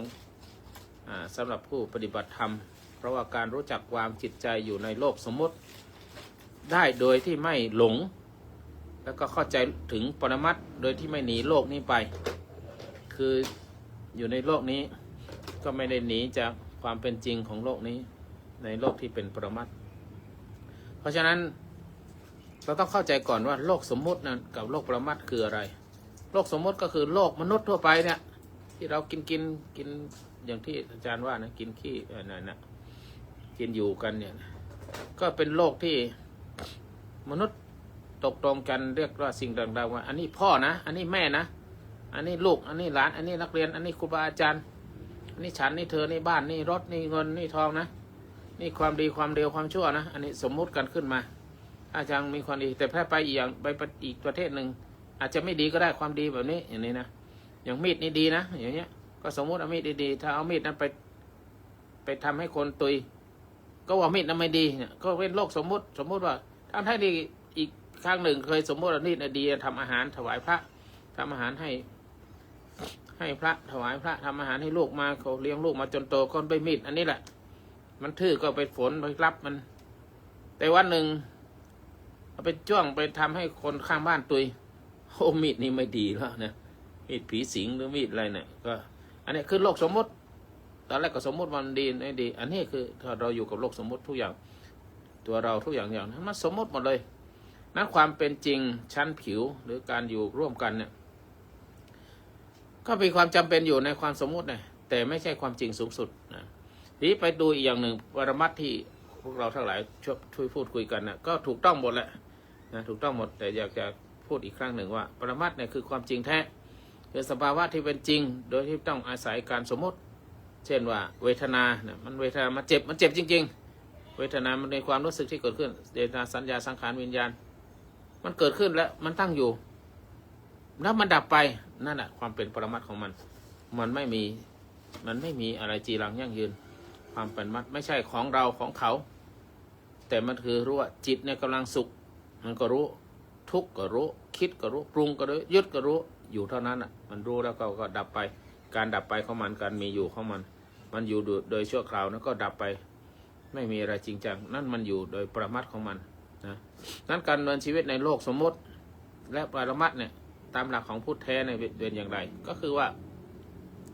อยู่กับโลกสมมติอย่างมีเมตตาและมีศีลมีวินัยมีความพฤติตามหลัก